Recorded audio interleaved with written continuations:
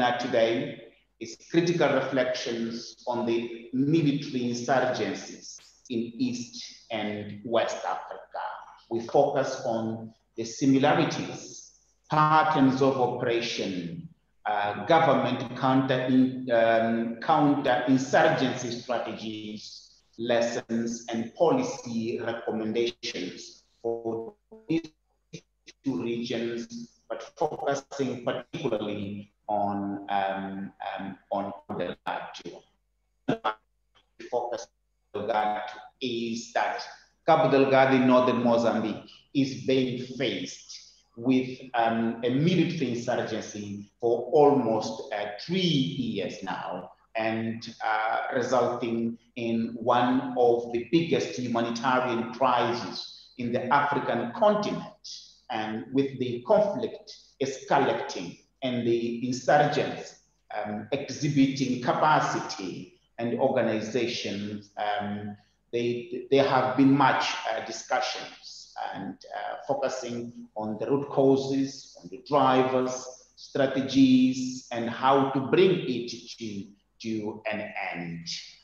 To this end, we thought that an opportunity to learn from other regions with countries facing similar challenges could help broaden perspectives and deepen analytical lenses in studying the situation in northern Mozambique.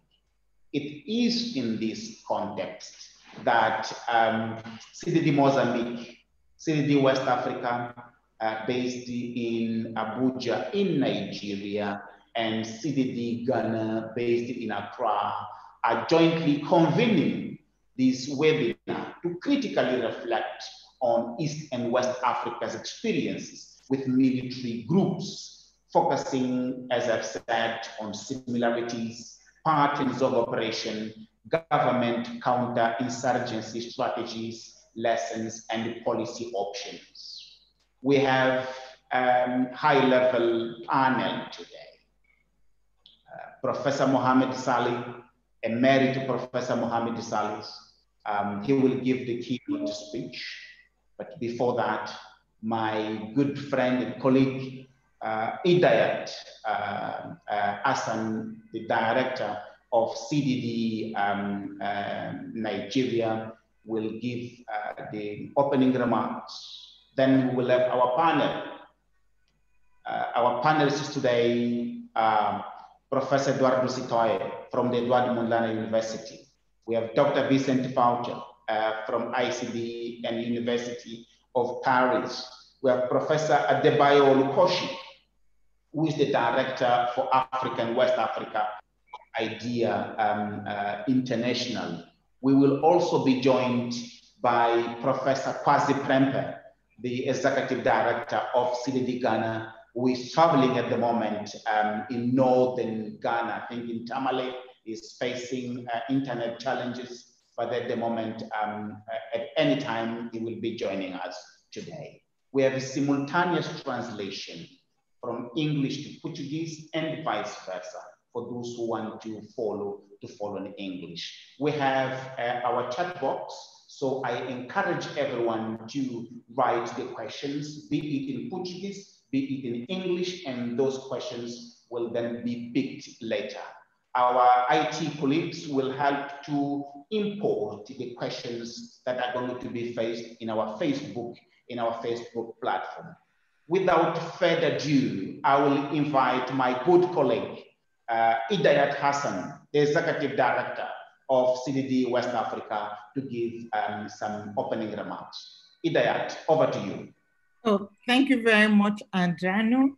I think you've kind of said it all, and I'd like to welcome everybody to this event, and most importantly, thank Adriano, Professor Prempe, that we are able to do this as the CDDs. I think we have a lot to learn, and we have platforms which we could actually leverage upon. And I think there are lots of similarities that we could also learn, considering that the Boko Haram insurgency started over 10 years ago in Nigeria. And since that 10 years, we at the CDD have been actively involved in the issues of Boko Haram in terms of countering the violent extremism, the formation of the insurgents, the repentant Boko Haram itself, working to develop a program, working at policy level, and importantly, a transitional justice approach to this. So how do we look at the similarities? What are our expectations? What do we expect to see?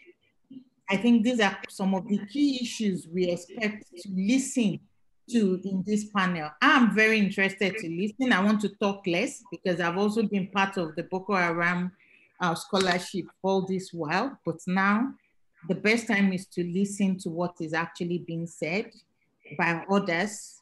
And you have from our own side, Vincent, who is one of the respected scholars. I think he's like the most respected on my list in terms of the work on Boko Haram. We are very lucky to have Professor Sitwe and our own Professor Sally, whom we've all worked with for a long and look up to as a mentor, and Professor Lukoshi, who is of course my boss and a senior fellow at the CDD and one of the founders of the CDD Abuja. So we are looking forward to this. And I think what is very important, what I'm actually meant to talk about is that this is one of the several collaborations the three CDDs are looking forward to having in the future as a network, as a knowledge producing organizations, and most importantly, as one of the very important or foremost think tank on the African continent. So we are very happy you have joined us. We look forward to a very robust discussion. I particularly look forward to learning a lot about Mozambique, what can be done, and what we will also be sharing from our own end here in Nigeria. And I will want to assure that at the end of this, we will have a policy brief which can actually summarize some of our takes and policy options and profile policy options as way forward in engaging in this insurgency on the continent. So thank you very much. And I think I have the honor of inviting Emeritus Professor Mohammed Salih, who is also a co-Nobel laureate. I know we talk less about that, and who is our teacher, our mentor. I've worked with him since I was a copper. That's first year when you leave school in Nigeria. You have to serve for 1 year as a very junior pupillage. And I'm so much looking forward to listening to you. Thanks for accepting our invite to speak today. And I wish everybody a fruitful deliberation. Thank you. Professor Salih.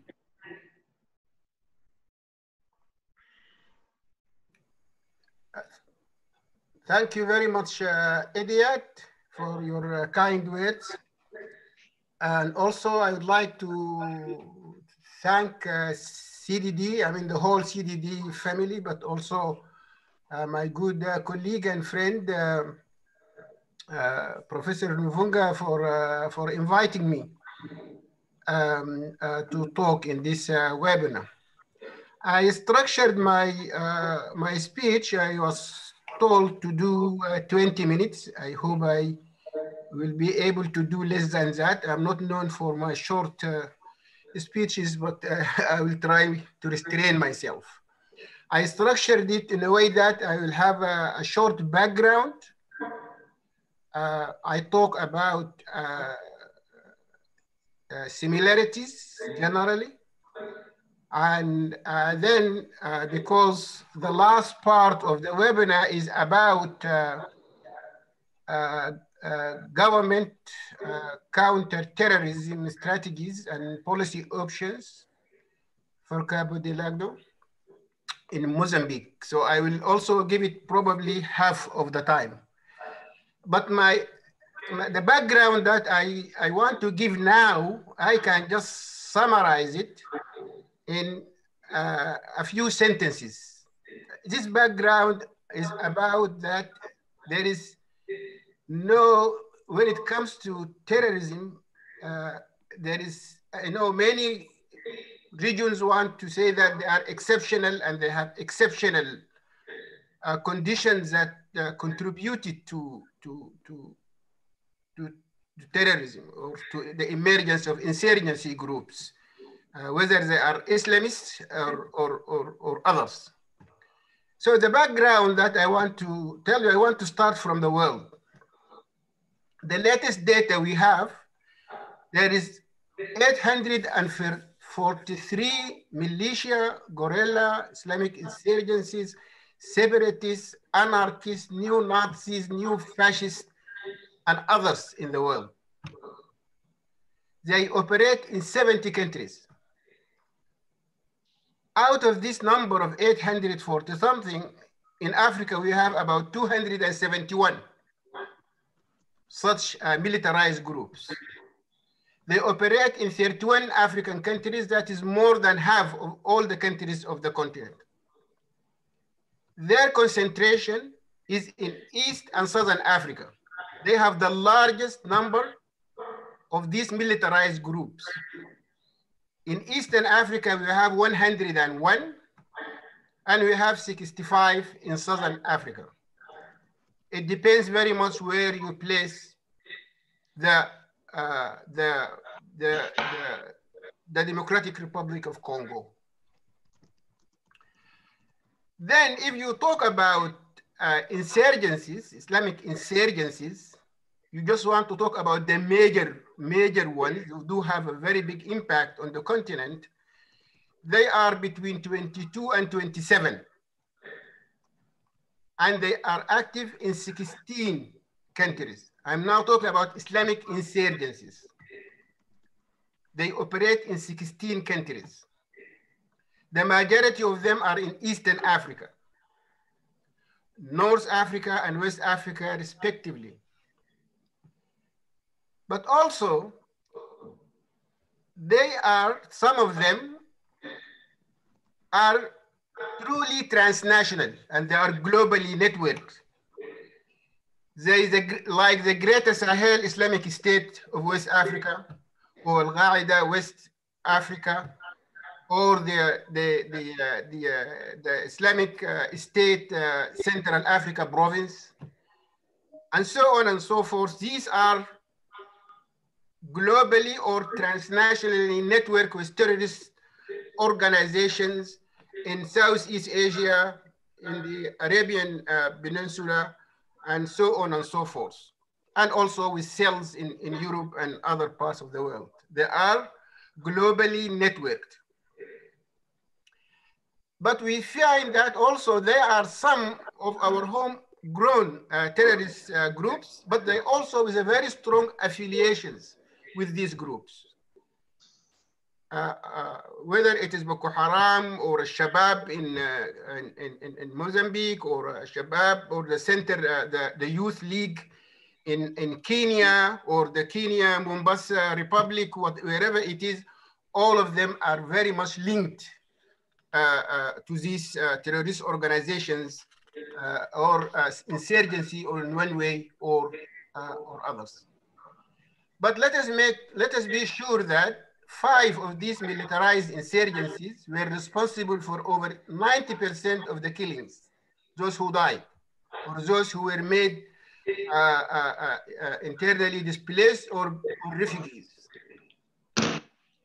And all of them, whether it is Islamic State in the Greater Sahara, or the Al-Qaeda affiliated Jamaat Nasr al-Islam wal Muslimin, or whether it is Al-Shabaab, or whether it is this, they are operate, and the number of casualties that happen because of their activities is very big. If you take Boko Haram, and you know much about it, I just want to mention that since 2011, 37.5 million people, 30,000 people died, 37.5. And about 250,000 Nigerians were refugees outside their country. And 2.5 million, they are internally displaced people. So it is a very large scale. So therefore, I say that these small 5 groups are responsible of the largest, what you call damage. But also, don't forget that they are linked.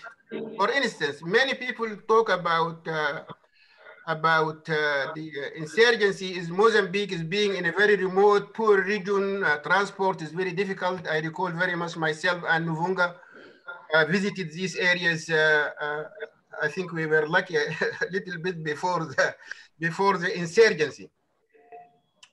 So if you look at it, for instance, it has a very strong connection with the Allied Democratic Forces in the Democratic Republic of Congo, which is of course originated in Uganda during the middle of the 90s. And from Uganda, they moved and they operate in the Democratic Republic of Congo. They have very strong affiliations, of course, with the Kenyans. And don't forget that even one of the leaders, Musa, he is a Gambian. So in a sense, these organizations, you cannot say that they are isolated, they are operating far away from the rest of the world. They are very much connected. I think that is the point that I wanted to make in this short background. I want to talk about Mozambique, particularly about the background to Mozambique when I come to talk about the policies.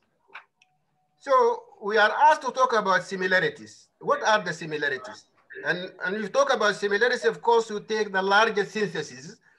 You do not talk about what are the similarities with every insurgency militant organization. I prefer to call them terrorists, but the organizers of this webinar want us to say military insurgency, Islamic military insurgency. So we say that just even for political correctness, but I would prefer to use terrorism. That is the way that I look at them. Now, these similarities, for me, they cut across the board. There are not many. There are only about, I say about 7. I'm sure I must have forgotten something, and I would be very happy to have the other ones. All of them are, of course, they use Islam, and they call themselves Islamic or Islamist. We call them Islamists. They call themselves Islamic. It is very clear in their names. The word Islam. But if you look at the motivation, it is political, economic, and social exclusion. They claim that the communities whose cause they are championing are deprived. They are unequally treated. They talk about severe governance deficit. They talk about the lack of rule of law combined with human rights abuses. In some cases, they mention collective injustices committed by predominant ruling elite or group of different religion or different ethnic, social, cultural, or economic background, or severe injustices by the state. So in a sense, even though they call themselves Islamists, they are some other structural and material reasons or factors that contributed to their emergence, but also that they put themselves as an alternative to the prevalent government or to the prevalent state. Number one. Number two, they use Islam or any other religion as an ideology of emancipation. And in some cases, they use it as an ideology of national liberation. The insurgents' activities are politically and economically inspired for reasons that are linked with the concept of emancipation. Okay. Now, when you talk about emancipation, emancipation can be emancipation from poverty, emancipation from want, emancipation from the conditions of deprivation or exclusion, and so on and so forth. So I don't have to go more on that. My third point, Islamic insurgents use violence to terrorize the civilians, but also the violence itself becomes a means to turn the civilians away from the government support and to enable them, of course, to intimidate them into supporting them. So the use of violence is common, similar among most of them. Maybe they use sometimes different tactics, but violence is very important in the way they carry out their activities. Now, even though, as I said in my first point, that they claim that their struggle is against the state, with the ultimate goal of replacing the state with an alternative one, that's what they call it, a more just state. Unfortunately, and it is common among all of them, this is one similarity, the majority of the victims of Islamic militarized insurgencies are civilians. And we see it, of course, across the board, whether victims as people killed or displaced or maimed or becoming refugees. The fifth similarity, they have grasped and mastered the significance of social media and other digital or computer-mediated technologies to spread their messages and meanings. In most cases, because they know that their website will be closed, they use social media through proxy sympathizers to communicate simple but very powerful message. So for them, in the message that they spread, there are three ideas that always come and resonate. The first idea is that there is an Islamic ummah, there is a community of believers. And in that community of believers, they do not recognize the international borders between the states. Because wherever there is a Muslim community, it is justifiable for them to operate. So the geopolitics for them that we deal with in terms of international relations is blared. This is a very strong message. The second message is that the incarnation of the Caliphate, and to go back to the fundamentals of Islam. Why? Because today they look at current states where the majority of the population is Muslim, or even there are some sizable Muslims, not necessarily the minority, because they are part of Dar al-Mu'minin, or the home of the faithful, or they call it the abode of peace, vis-a-vis the abode of war. They think that this is the idea. And of course, you see that symbolism in like places, for instance, in Nigeria, called, the new Kandahar and the new this and new that, meaning that also incarnating some of the ideas of the linkages that you have with other Muslims in Afghanistan and other places. And the third, and I think a very strong one, they present the Mujahid as a young, able-bodied person who carries the banner of Islam. You see them in the way they are marching in the streets. They are not dwarf people and old people with gray hair like myself. They are youthful. They are ready to sacrifice their lives. And they also use the insignia of Islam in their flags and all of that. So the whole idea of this grasping and mastering the significance of the social media and other digital forms is very important, including, of course, the way in which they use cassettes and they use different types of CDs and so on and so forth to send their messages. The sixth similarity, and I repeat this from my earlier, no matter how small or geographically remote a militarized Islamic insurgency, they are part of a globally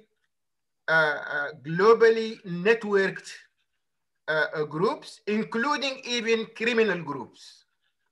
And these criminal groups, our study on the Sahel, new fringe pastoralism, in which we showed clearly through interviews and all of that, we showed clearly that these groups are involved in all manner of activities, even though they are many of us think of them as remote or somewhere in civil societies in the Sahel and so on and so forth.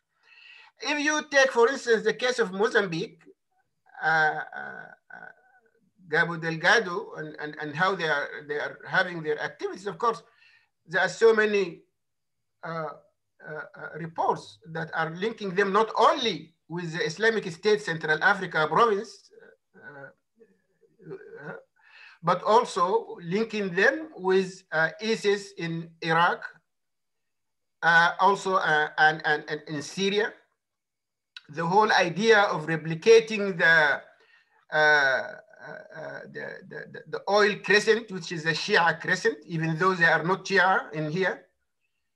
And so the idea of remoteness should not make us think that, oh, they are going to wither away. It is not, because also what they have behind them, what I said in my third point or fourth point, that they are part of the Islamic Ummah, the community of the believers.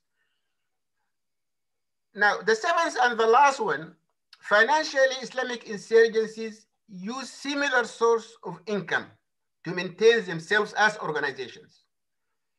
They use front networked businesses.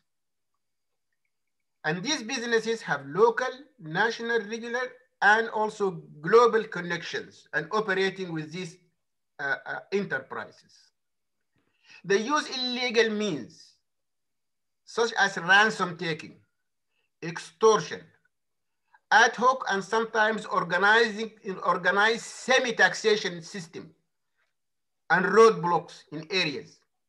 In some cases, they levy revenues from the local populations. They are also involved with charcoal making and selling, drugs trafficking, illicit cross-border trade in commodities, long distance and short distance.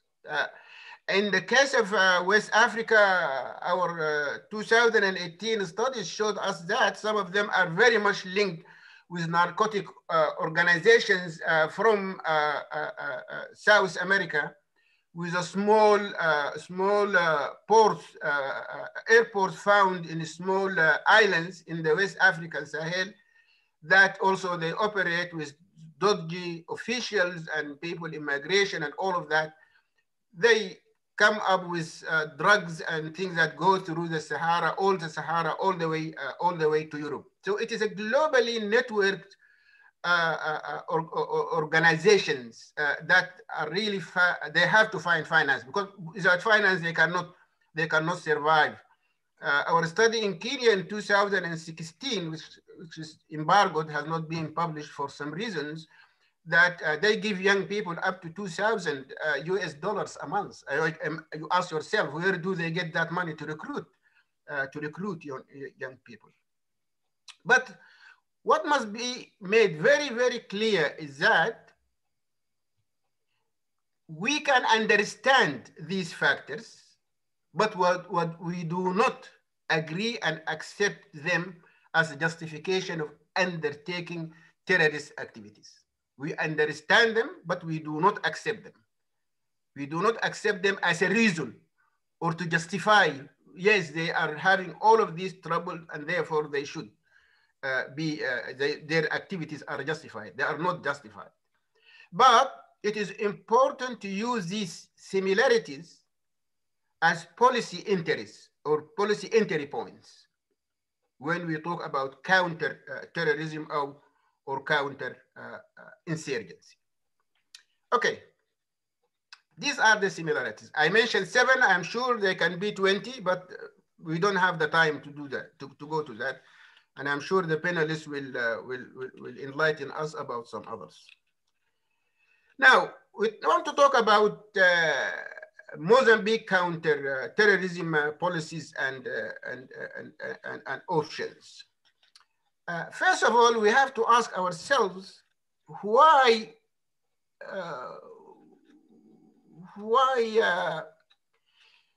al-Shabaab it's not a Somali Shabaab, let us correct ourselves, but why in Cabo Delgado? Why? And of course, the reasons that we know them. And some of the things that we mentioned on the similarities, on the larger picture, also exist in Cabo Delgado. The area is poor, the majority of the people are poor. Even transport is so difficult, the area almost left out. The whole issue that the discovery of oil, 2011, and other minerals, the way the local population have been displaced and evacuated from their areas to make way for investments without compensation. The presence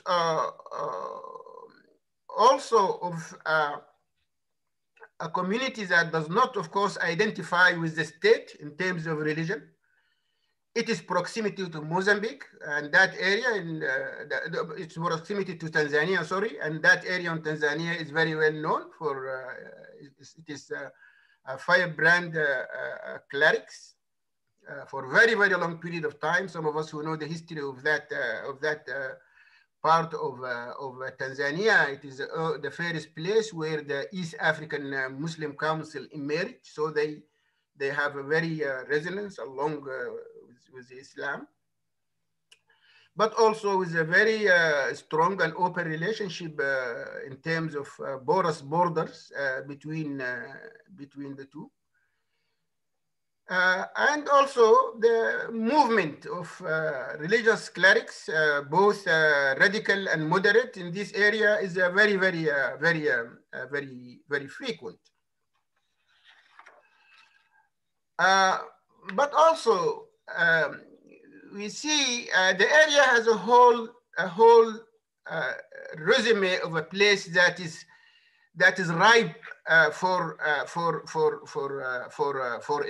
insurgency. But also people who write about Mozambique mention how those young people who try to do trade and try to do some other activities, they are always being mishandled by the police in one way or another.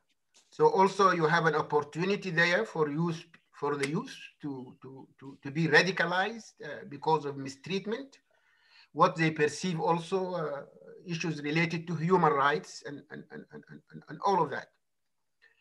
So what happened is that I talked about Musa, this Gambian, but also Mozambican, Nuru Adramani, who emerged as leaders of Al-Shabaab in Mozambique. I know many of our colleagues who write about these things, they say, no, it has no centralized leadership, but of course it has centralized leadership with people like, of course, Nuru Abdirrahmani or Abdurrahmani in the Arabic way, that you can see somebody who's trained with Shabab in Somalia.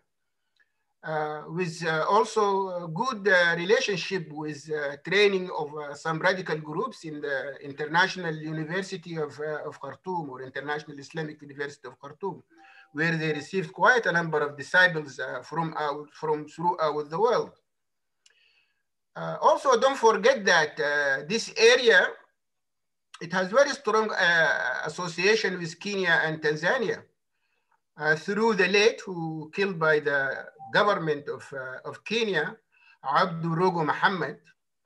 And in fact, many people think that he is the one who has been radicalizing, the first one who started radicalizing the youth through his messages, using cassettes, and all of that. He was, well, he already died. He was a very learned person. He studied in Sudan, Saudi Arabia. He studied in the Gulf states and traveled freely in and out Mozambique by several means until he was killed. So in a sense, this process that continued for quite some time, of course, it is unfolded by 2011. It's already started, of course, much earlier than that. I recall that when myself and Adriano were traveling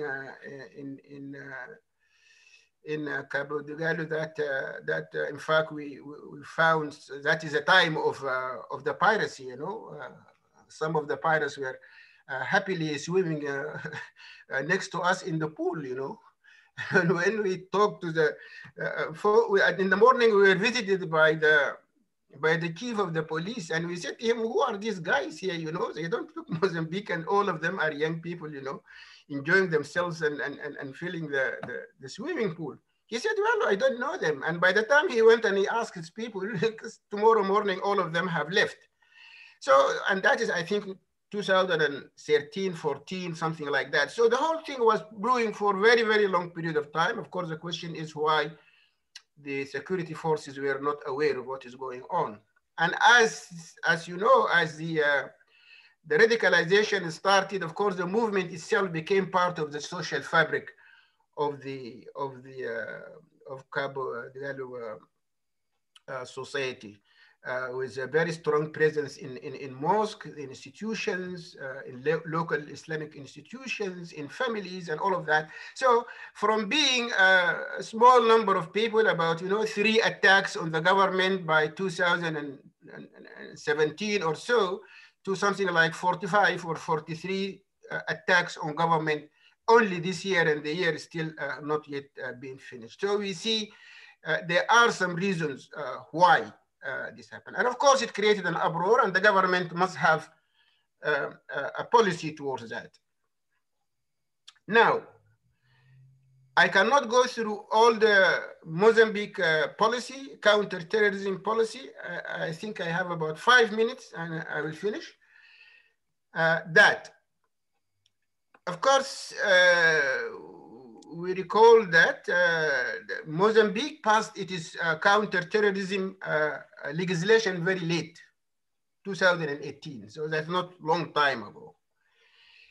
Also, it provides, what does it say? It provides for the punishment of anyone committing, planning, preparing, or participating in terror acts. The legislation also outlines punishment for individuals who have traveled or attempted to travel to join terrorist organizations. And of course, the application of it, the number of people who have been convicted under this legislation is not that big. I mean, 130 people. That is by July. Maybe now, maybe there are more than 130, but the figures we have up to July, that is about a year after the legislation, 130 people were convicted. But also,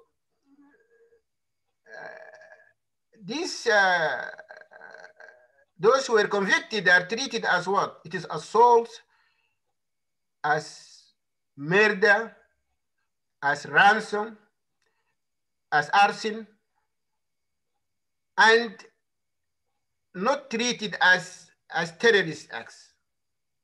This you can see it as positive in a sense that a terrorist is a criminal and they must be, must be tried for what they have committed. You can see it also in a sense that the Counter-Terrorism Act provisions have not been applied in a way that will make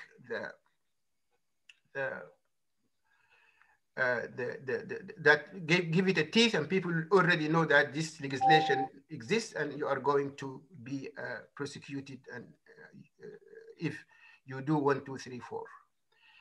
And therefore, for me, it is not surprising that on the 18th of July, Mozambique had a workshop. It's a counter-terrorism workshop organized by the United Nations Office of Drug and Crime, in collaboration with whom? With the Attorney General Office of Mozambique. It brought together 30 investigators, prosecutors, judges, and defense forces. Now, I think there is nothing wrong with that. These are the PIP, the prevention, investigation, and prosecution. But we have to remind ourselves that terrorism, it is a crime, but it's a special type of crime. And as I mentioned earlier, that crime has its social, economic, political, cultural, and even religious factors that are with. Of course, some people who attended that meeting would tell me, but Muhammad, there are community-based organizations, there are civil society, there is national, regional, and transnational NGOs, and all of that. But I would say their role was minor, even if they were there. So my conclusion from this is that it is true that terrorists, let us call a spade, are criminals. And in dealing with them, law and order looms large. But as I have said earlier, terrorism thrives in socio-economic and political context. And you should have also add these dimensions in the way you try to counter terrorism. So to finish, short points, I'm not going to elaborate them because I don't have the time. Number one, no country can fight Islamic military insurgencies or any other type of terrorism in this day of globalization and free movement of people and this and this and that, single-handed or alone. Adopt a regional approach and ensure cooperation with SADC and other regional economic commissions. Why? You have to go beyond SADC.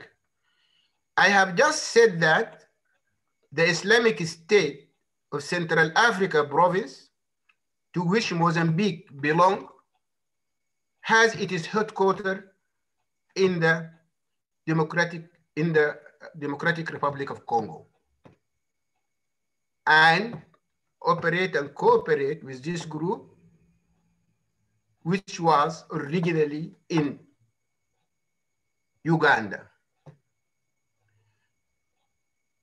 Not only that, they cooperate with Al-Shabaab and with the Islamic Youth League in Kenya and the Republic of Mombasa, the Independent Republic of Mombasa, also in Kenya.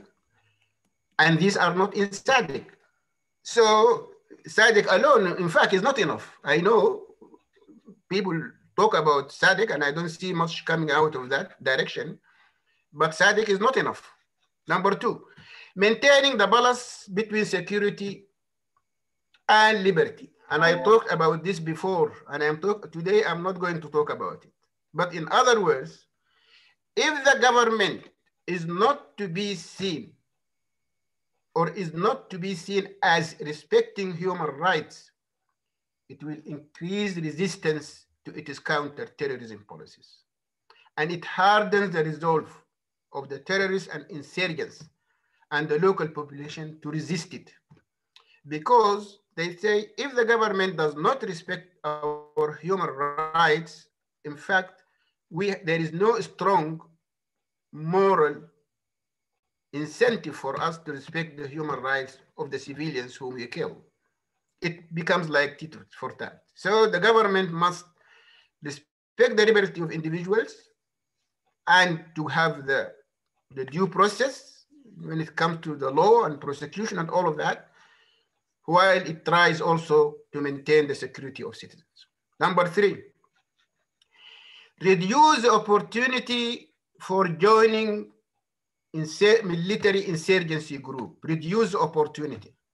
The name Al-Shabab, which means youth, has become the name of choice for disenfranchised youth who feel abandoned by the state.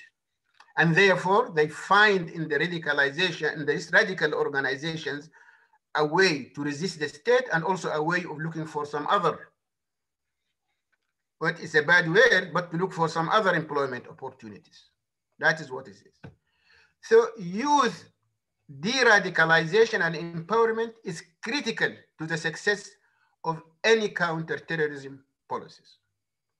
Number 4, and this everybody knows, my grandfather always tells me, prevention is better than cure. Education and the creation of counter-narrative to the narrative of the terrorists. But that counter-narrative also should be accompanied with very clear policies. Policies against exclusion, against deprivation, against disempowerment, through expropriation of land, gas, oil, minerals, and other riches from the local communities without compensating them or without giving them their right in development. So if expropriation will continue, it will bring about disempowerment, exclusion, and deprivation that will increase conflict, either by groups that give themselves a religious name and call themselves Islamic insurgents, or groups that can have some other radical ideologies that can be ethnic, can be that. So therefore, this is very important. That's very important. And the 5th one, governance cannot combat terrorism without involving the people. The idea that to bring all of these people, the prevention, investigation, and prosecution guys, with their glittery uniforms and all of that, I assure you, is not going to be helpful. Maybe they have the firepower, but if they do not have the people on their side, they will not be able to counter terrorism. NGOs, civil society organizations, the private sector, particularly transnational organizations such as this of CDD and others that are working in raising awareness and all of that, can do some good work and in training in the area of de-radicalization and so on and so forth. Involve them. Just don't keep it as if it is a secretive military operation. Yeah, it must avoid the culture of secrecy, which is the hallmark of many, many governments in Africa, to keep everything to themselves and they think that they are going to solve it. Governments cannot combat terrorism without involving the people. My last one is that terrorism thrives in ungovernable spaces, where the authority of government is absent. Now, when I say the authority of government, that is a government that uses legitimate power and consent, and where people get their rights. Or also ungovernable in a sense that when the government itself contributes to the emergence of insurgency groups, like through human rights abuses or deprivation from the factors of development. So an ungovernable space is always a space where terrorists thrive. I think I took more than my time. These are my 6 points that I think that some policy tuning, I talk about the concept of Mozambique because some countries are much more advanced in Mozambique. I am mentioning these 6 factors for a very simple reason. If you look at the world very clearly, a lot of firepower has been used against terrorism. And to the shame of those who are thinking that they are fighting it, it became just, like Archimedes kind of theorem, It increases here, it comes down. 2012, we said, okay, we finish with them in East Africa. Boko Haram started and others.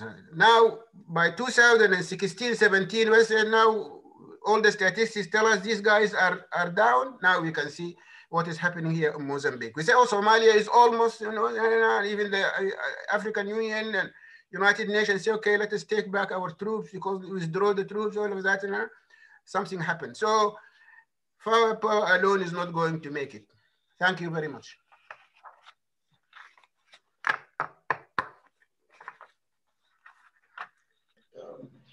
Thank you very much, Emeritus Professor Mohammed Saleh, for taking us through some of the key similarities and patterns and modes of operation, and also tapping into key experiences from West and East Africa and your own experience when we traveled throughout Cabo Delgado few years back before the insurgency started in that area, Professor. Now we move with our panel. I will invite Professor Eduardo Sitoe to take us through his view on what is happening in northern Cabo Delgado, which now tends to expand a bit to the southern part of Tanzania. Professor Eduardo Sitoe, are you there? Thank you, my great friend and colleague, Adrian Novunga.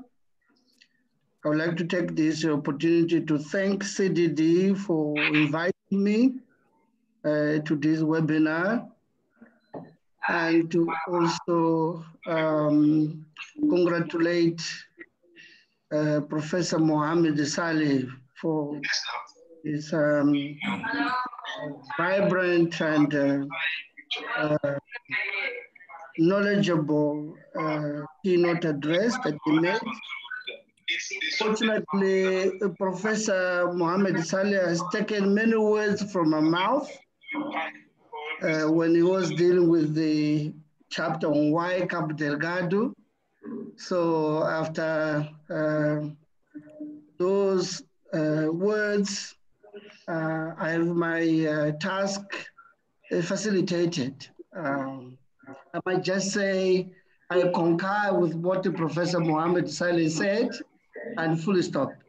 But since I'm here, I'm in Mozambique, let me say a few words. To begin with, let me give you some statistics on population and religion in Mozambique. Broadly, the Islamic community in Mozambique is around 19%. So about 50% of the population is Christian, and around 20% of the population has their religion. So 19% roughly of the Mozambican population is Muslim. But those 19% are not equally distributed in the country. So within the Islamic community, over 70% are in the free northern provinces of Mozambique. So Nampula, Niassa, Cabo Delgado. 70% of the population there is Muslim. It means that the rest of the country, the south and center, they only have roughly 30% of the Muslim community. But there's a huge difference there within the Islamic community. The Islamic community that can be found in certain areas of Mozambique and in the center are mostly urban, well off, and of Asian origin. But the majority of the Muslim population in northern Mozambique, i.e. Nampula, Cabo Delgado, and Niassa, are Black Mozambicans, mostly in the rural areas, and they find themselves mostly in the most impoverished segment of the population. The issue there is most of the umbrella Muslim organizations that are based in the south. And those umbrella Islamic organizations are close to the dominant party, the party in power. And in most cases, they do business together. But the majority of those in the northern part of the country not only have reasons not to be in close partnership with the government, but they are not either associated with their umbrella organization based in the south. But that is the reason why most of the youth that were trained in Somalia, Sudan, Saudi Arabia, etc., they were seen by the bosses in Maputo as radical youth because they were pursuing logics that they were different from what the main umbrella Islamic organization based in Maputo were actually doing. So this is one very specific aspect. And looking to Cabo Delgado in particular, the issue of lack of formal education and lack of formal employment is paramount. The country as a whole, the literacy level is around, let us say, those who are not literate in the country, around 49%. But in Cabo Delgado, those who are not educated, who are not literate, are around 69% of the population. So literacy levels in northern Mozambique, and particularly in Cabo Delgado, are extremely low. So even if there are opportunities for employment, extremely difficult to provide employment to people who are basically uneducated. So this is one key factor in Cabo Delgado. There is another issue. I was in the Mosimbo da Praia in October 2017. It was 2 weeks after the first attack to the police station. And I spoke to many people there. And they were saying basically that they knew the youth were responsible for the attacks at the police station. Most of them had always lived in that community, so they knew them. And most of the grievances that those youth were putting forward were basically shared by the majority of people there. In terms of socioeconomic marginalization, of course, triggered by the fact that in the neighboring district of Palma, huge investment were being carried out without any sort of benefit to the people there. So the sentiment of grievance was there. So to say that it is true, as Professor Mohammed Saleh was saying, that the escalation of Islamist military insurgency employed a lot of violent tactics to scare the population, but at the same time to coerce the population into being part of the group. And just to give a parallel account, Renamo in the 80s used exactly the same strategy as the Islamist military insurgency are using now, which is to use violence as a strategy to strike fear and to take people to see the insurgency as the best alternative for the way forward. That strategy was used with great success by Renamo, and the Islamist military insurgencies are also doing the same currently. One aspect that I would like to add, perhaps Samuel Huntington was right when he said that this millennium would be characterized by a clash of civilization. And if Professor Mohammed Saleh is right in referring to the use of Islam as an ideology of emancipation, an ideology of nationalism, etc. If that is correct, then it means that the thesis put forward by Samuel Huntington concerning the clash of civilization might be correct also, because if they oppose the state and they put forward a different style and paradigm of life, and they use Islam as the backbone to justify this new way of life, perhaps we're witnessing that sort of clash in our context in Mozambique. Unfortunately, and I have to say unfortunately, currently about 20% of the population of Cabo Delgado is displaced.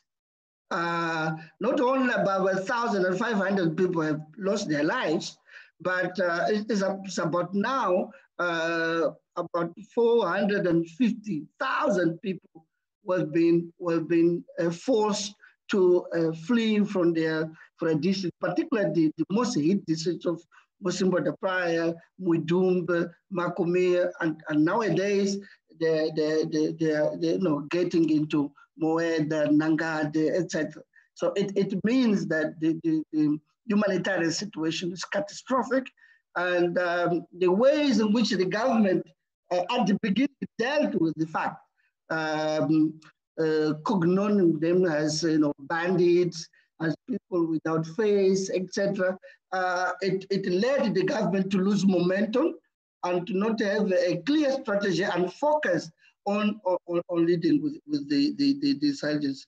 And currently, the government is using the strategy of bringing in mercenaries, mostly because the multinational energy companies that are based in Palma are forthcoming in contributing to pay for these mercenary groups that are acting in Cabo Delgado.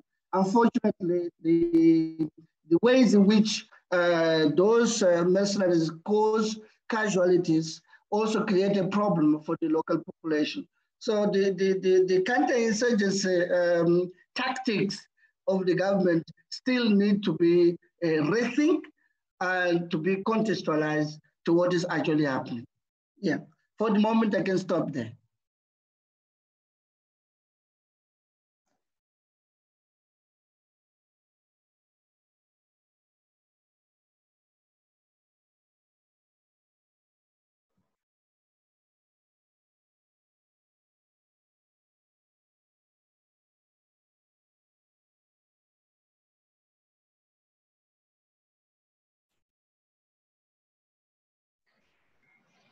Sorry, thank you very much, Professor Edward Sitoye. I forgot to unmute my mic.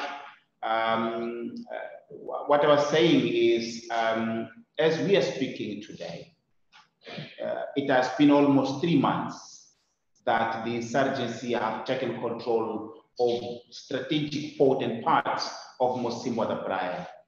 And that strategic part, it serves the areas where developments are taking place for those world-class gas reserves.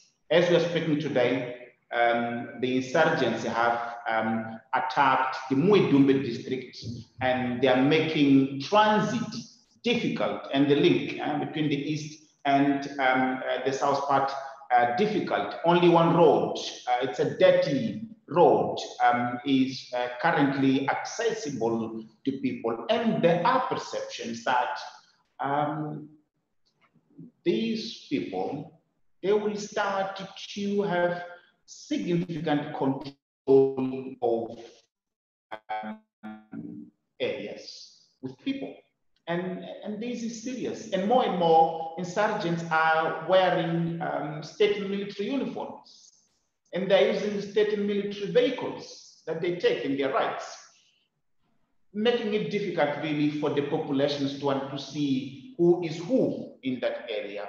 And on the other side, the international oil companies, they're starting to build walls to protect their developments, their infrastructures, in a context where they have moved into a more hierarchization model of protection.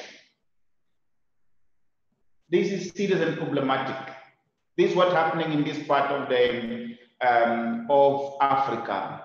Vincent Fulcher, you are based in Paris at the moment, but you are the expert of what is happening in West Africa. Tell us what is happening in West Africa and how we could learn and what sort of lessons for the continent. Tell us, Vincent, over to you. Thank you very much. Unless you have 2 or 3 days, I'm not going to tell you the whole story of Boko Haram. And what I want to do is to focus essentially on 2 things. The first is I want to bring here the lessons of a piece I wrote for Crisis Group on the relationship between the Islamic State and ISWAP. And I think it's important because we are at this stage in the development of ISCAP, where there are lots of questions about the nature of the connection with the IS and what it does. And so maybe this Boko Haram precedent can serve as a way. I mean, it's not the same thing, but maybe there are bits there that you can use to think the ISCAP case. And the second thing I want to do is to take a broader perspective and try and reflect on the lessons learned in policy terms from the story of Boko Haram in Nigeria. Because we have a longer, we have had more time to see what has not been working. So you might as well use it when thinking about Mozambique. So first of all, a few lessons from the recent research that I published on the relationship between the IS and ISWAP. The first thing is, I want to make a sort of caveat on methodology and epistemology. Those are very fancy words. What I mean is that there are serious knowledge problems in any study of the jihad, because neither the jihadis nor the states talk much. When they talk, it's a lot of it is propaganda, and it's kind of difficult to use that as data. So whenever you read stuff on jihad, you should always ask yourself, what is the real data behind this? You know, what do we really know? Is it really solid? Because my impression from reading extensively the literature on Boko Haram is that very oftentimes you see a sort of circle of policy and research people talking to each other and quoting from each other. But then the actual input from the field is in fact very limited. And you've got whole pieces which can be written only quoting, security analysts and lecturer this and general that. And I really think it's very important to get out of that loop and to bring in, fresh data from the ground. Always, we should always be looking to bring more fresh data from the ground. So that's the caveat I want to start from. And in the piece I wrote, I was lucky enough to be able to meet a number of defectors from the 2 factions of Boko Haram and interview them in a very relaxed, easy context about their history.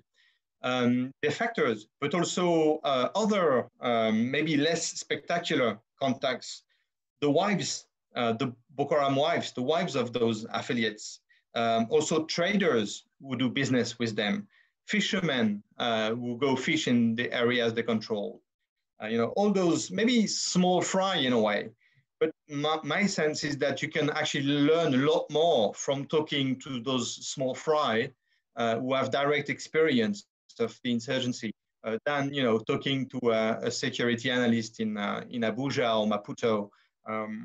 And so I really think we should, as much as possible, reorganize our knowledge production system towards those local levels. And also I think it's very important to look at the day-to-day of stuff, not just the sort of sexy, fancy stuff about combat and operations, but very minute stuff. Where does the food come from? What about taxes? Who decides how people get married? Who adjudicate land disputes in areas controlled by jihadis?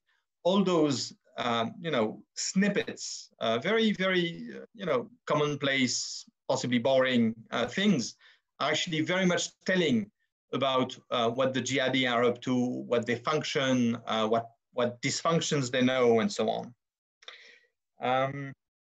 And so talking to those defectors, has been an amazing learning experience for me.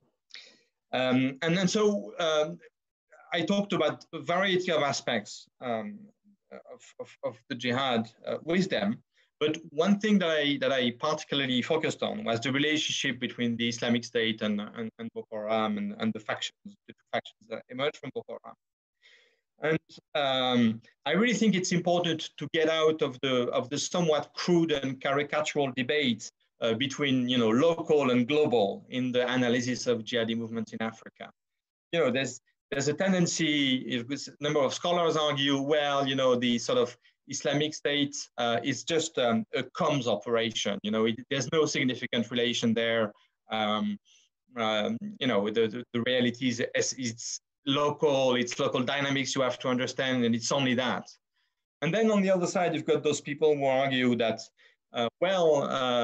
yes, it's a very coordinated global effort, IS coordinating, from Raqqa or a basement in Syria or Iraq, what goes on in Mozambique. And clearly, it's not that. Clearly, we are somewhere in the middle. And I think, it's safe to say that for each of those local jihads, there is an international component, and its importance may vary. And I think it can change over time. It can differ from one region to another. But I really think it's important to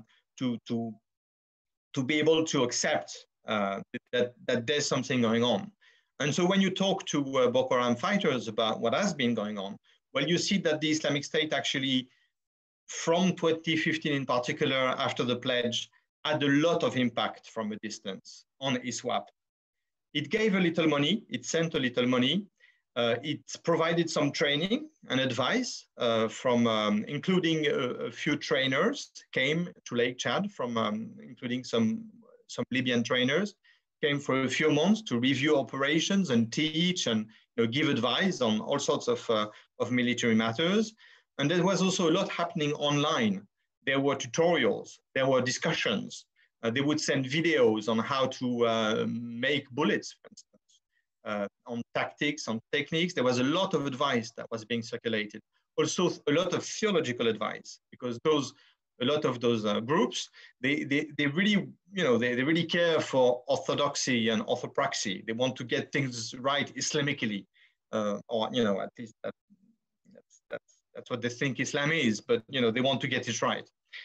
But there is something, I think, the most important thing was that the Islamic State encouraged substantial organizational upgrades. And what's very striking is, because those local jihadi organizations, they are very rustic, and because they fight armies that usually suffer from serious governance problems, armies that are not that efficient. And the Nigerian army, it's kind of a paper tiger, actually. And because they fight those kind of armies, with a little input, the IS can have a huge impact and improve the efficiency of those rustic insurgencies very significantly. And it's very striking that, there is the split in Boko Haram in 2016, and the sort of junior faction is the one that stays with the Islamic State.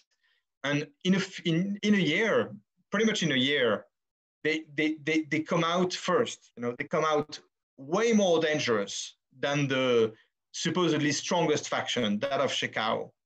And I really think it has to do with the impact of the IS guidance. You know, it's not the only factor. In a way, they looked for the IS because they understood that there was chances to improve with the IS. So in a way, in themselves, they were already looking for change and improvement and you know, self-criticism and so on. But I really think the IS played a part in making that faction so much more efficient than the other one. So I really think, you know, that the IS has can have a significant impact on the way things are going locally. But it does not mean that the Islamic State commands what's going on in the Lake Chad. Maybe you want to compare that to a development agency in, you know, Washington or London, trying to influence or to operate through a local NGO in a remote town in northern Mozambique. You know, it's the same kind of problems. You know, the translation, the human resources problem, the problems of accountability, the problems of, you know, misunderstandings and so on, communication issues, all that. And so that it's not about command. And actually, if you look at the history of the relation between Boko Haram and the Islamic State, you see that Siga-nos in particular, the sort of first leader of Boko Haram, really resisted pledging allegiance. He delayed, he dragged his feet as much as possible. And eventually he pledged in 2015 because he was on the back foot and he was kind of looking for help.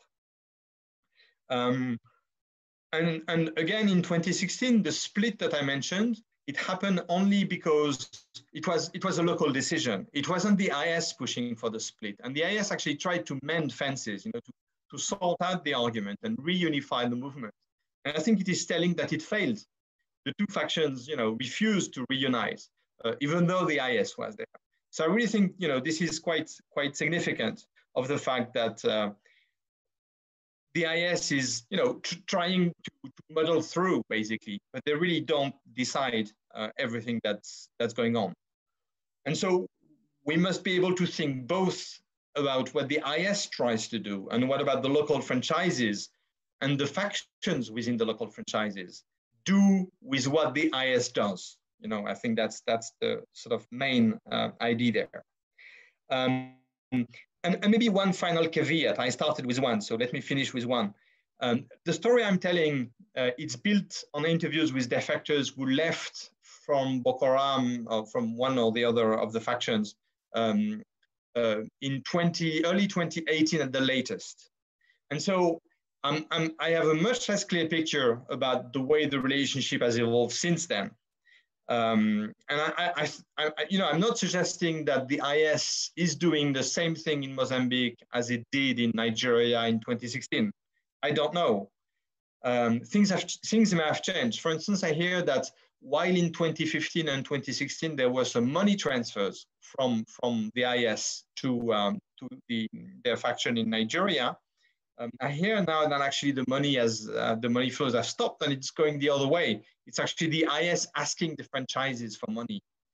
So, you know, that's what I'm hearing. I'm not sure, but I think we should also assume that things do not stay the same and they can change. So that was my sort of first series of points.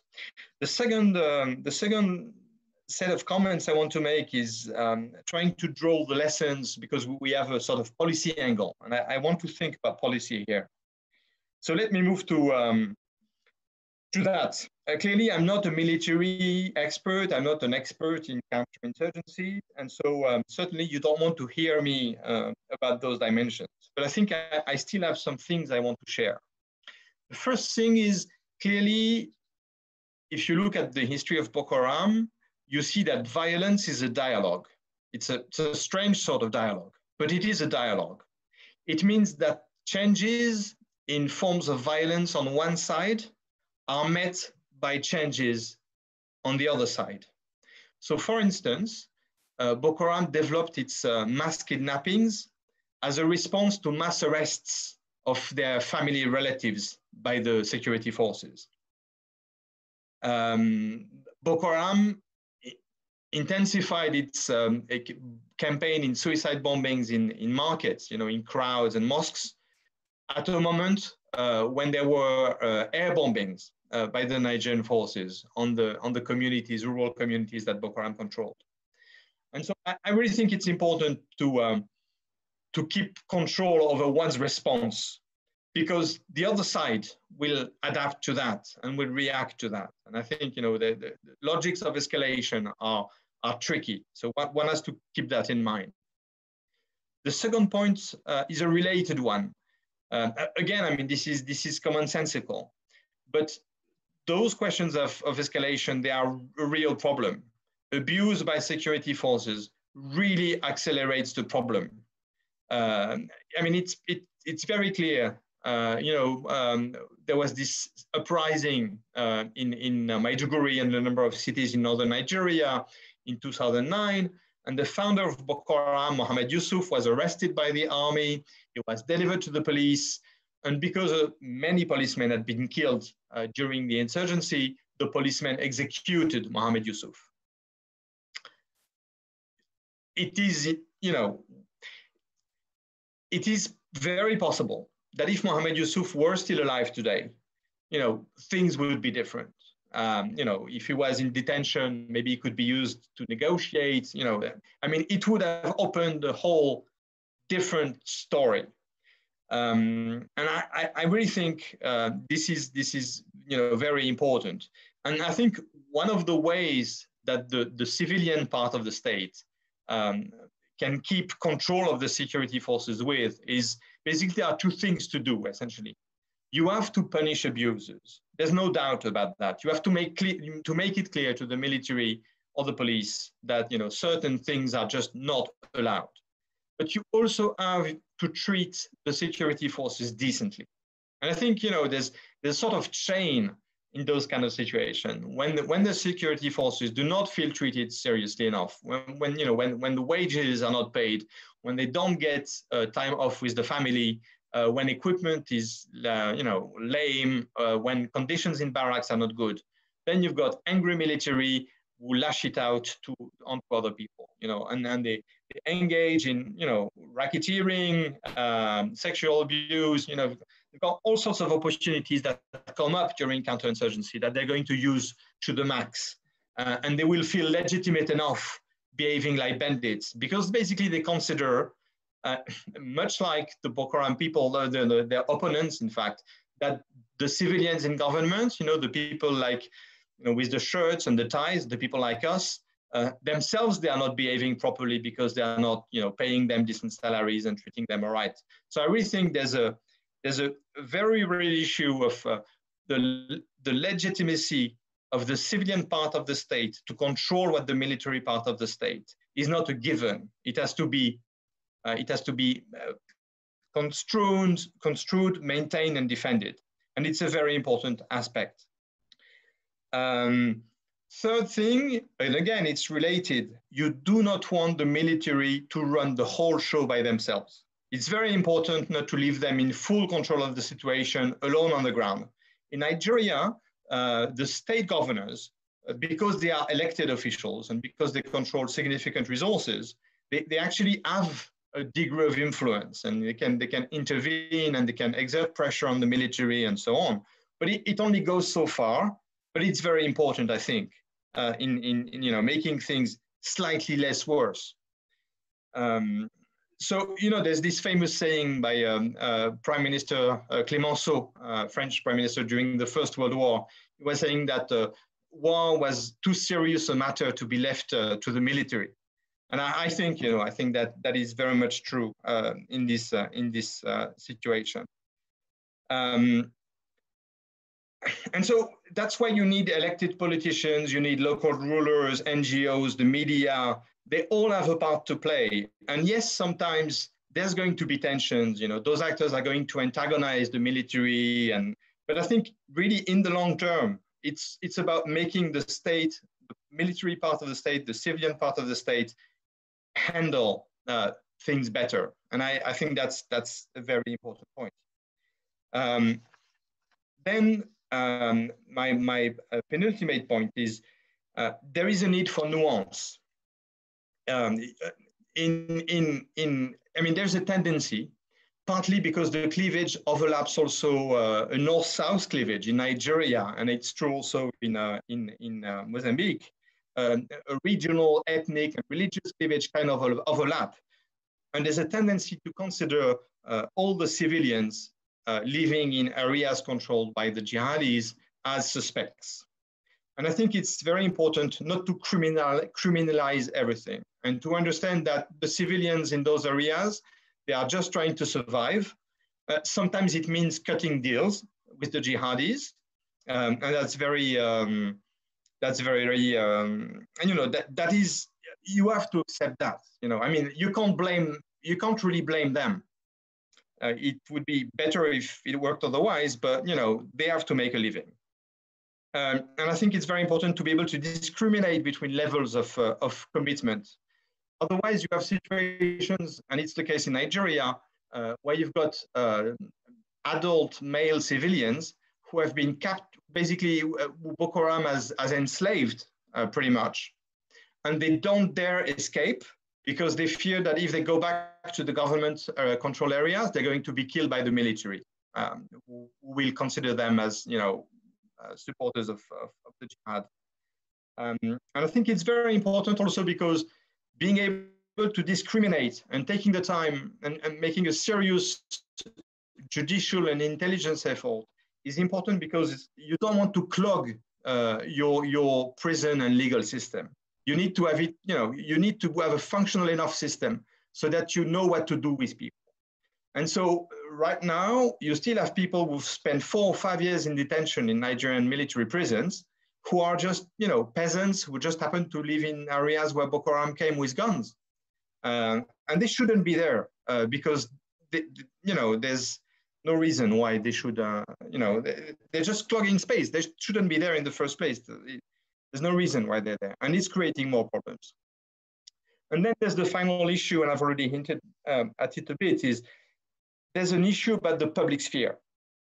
And in Nigeria, the public sphere is very weak, and it is very strongly divided between the north and south. And so the situation with Boko Haram is complicated by all sorts of rumors and conspiracy theories. And the problem is that the less we know, the more interpretations proliferate. People overinterpret all sorts of little facts because they want to be able to say something. And so in Nigeria, for instance, you have this story that it was northern Nigerian politicians who favored Boko Haram because they wanted to scuttle the mandate of President Goodluck Jonathan, who is a Christian. And of course, then you had the sort of symmetrical narrative of northerners claiming that it was Goodluck who was feeding Boko Haram because he wanted to reduce the votes in the north. So all those, you know, really narratives which are just built on sand with no evidence whatsoever. Again, they clog the debate and they make the whole thing really worse. And so it's a problem because it's making coordination between actors, national, international, and local, very difficult. You know, you've got all these crazy stories that come in the way. And it's very important to maintain a unified, functional, and credible public sphere. Otherwise, you know, all the conversations that must happen at the national, international, and local level, they are not going to happen, they're not going to work. And it really is everybody's responsibility. It is for the government, but it's also for everyone, especially, you know, academics, researchers, NGO workers, journalists.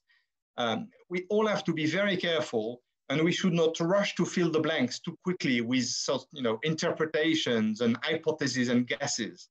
I think we all have to be very humble about knowledge and really look for data before we speak too much. And you know, I'm stopping there. I've spoken too much, actually.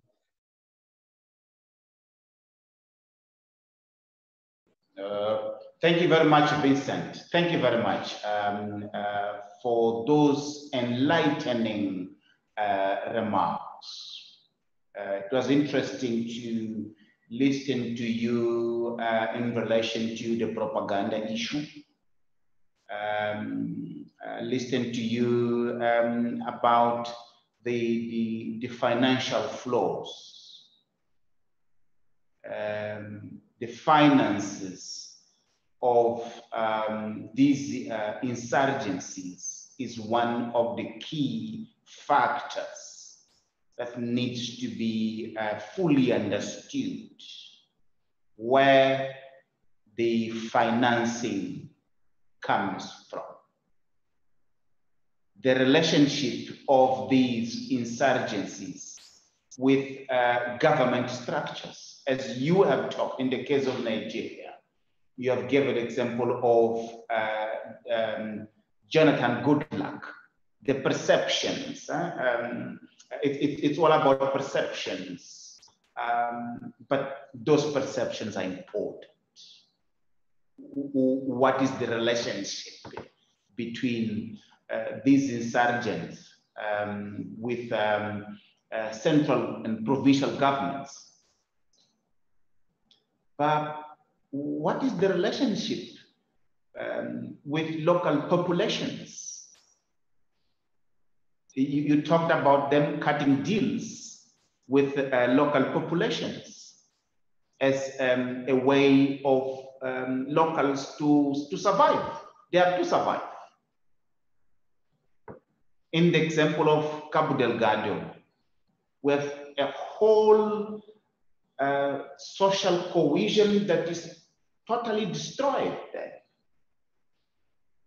Local populations, they don't have the trust vis-a-vis government, state defense forces, but they don't also seem to have in relation to the insurgents, the beheading of people, the people who are being massacred. The information is that is because the insurgents, they cannot use violence to obtain that allegiance. Therefore, they use violence. You talked about violence, escalating violence in West Africa as a response to, as violence is dialogue. You look at it as how they respond when government try to resort more control. I mean, I would like to ask you, my panelists, to zoom in a bit. We are being followed by many interested people from all over the continent and beyond. And we have understood the differences, the similarities, the modes of operation. But when it comes to government, how have you seen government responding to insurgents? And how have you seen the relationship with the international oil companies? It's not a coincidence that these areas, they have changed dynamics because of the international oil companies operating in those areas. How have you seen the relationship? Have they paid have they cut deals? In the case of Cabo Delgado, the international oil company there is contracting government defense forces to protect and also to build walls. Therefore, we call it as a Iraqization. But how have you seen these things evolving throughout Africa? And what sort of lessons could we generate for Cabo Delgado? And when it comes to humanitarian crisis, Professor Mohammed Tal talked extensively about the regional bodies, SADC. People look at SADC as the club of comrades. And as I'm speaking now, the president of my president here is now the chair of SADC. But he flown all the way to Brussels to ask support. He did not ask from SADC, neither from SADC nor from African Union. But the risk of regional spillover is real. So we have only 45 minutes here. Let's kind of bring it, narrow it to how have you seen governments intervening and how successful those strategies? But when it comes to finances, where does the financing comes from? And the role of international oil companies?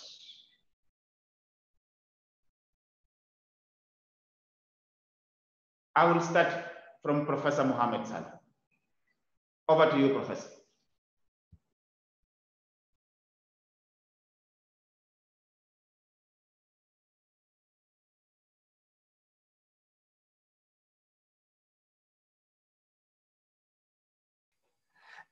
I see Emilio Samuel. Is he not part of the panel?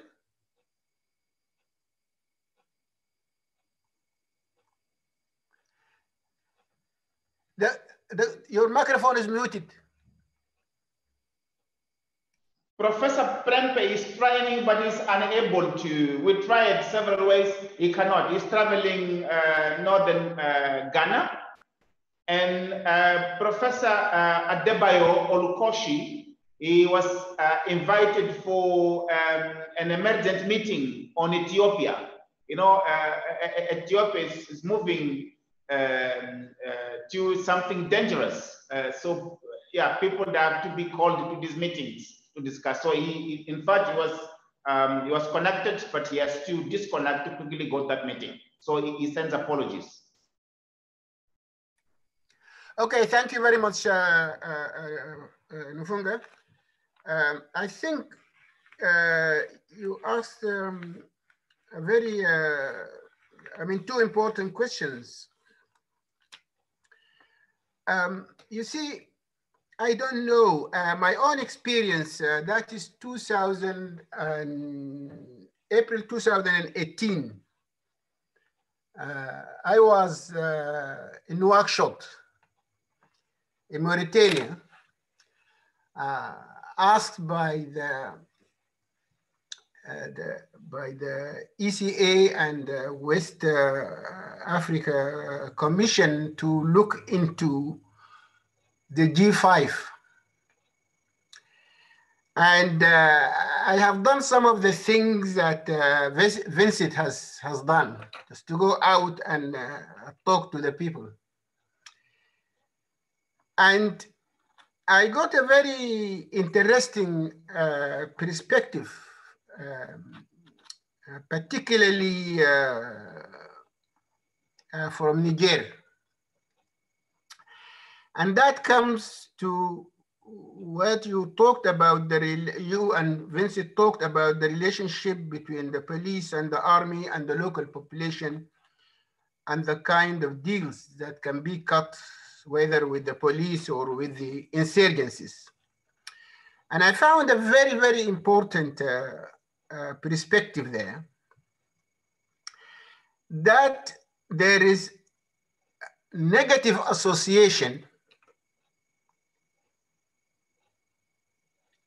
between political stability and peace and the presence of the police and the army, not the other way around.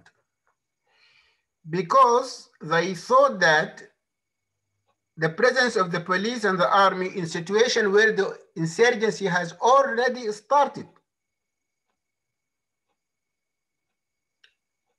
attracts the insurgents to engage the police militarily. And as a result, social cleavages begin to emerge in the community between those whose children, the youth, were part of the insurgency and those people who have some relationship to the local chiefs and the local leaders and all of that.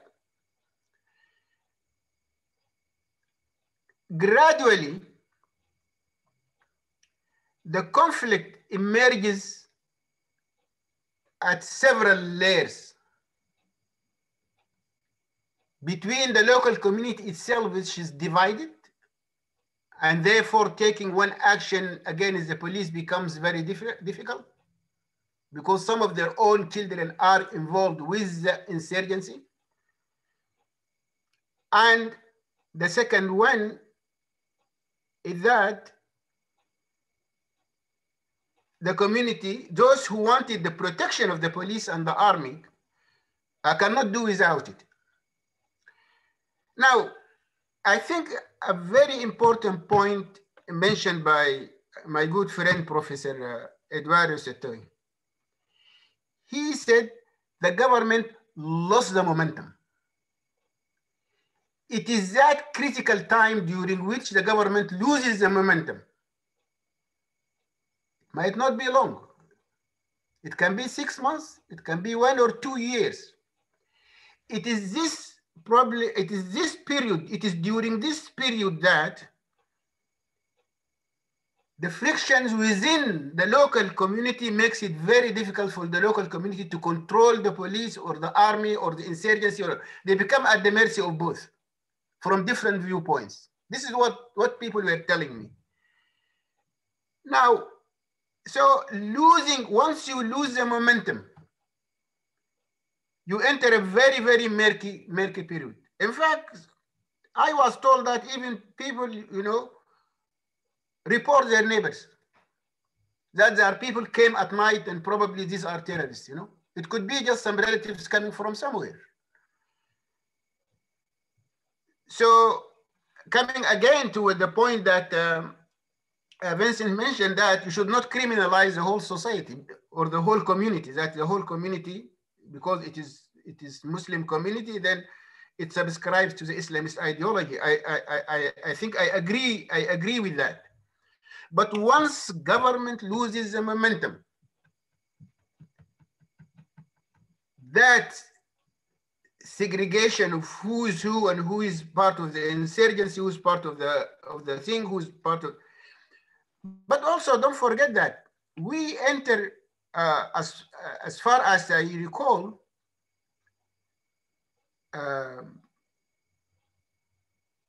in Mali,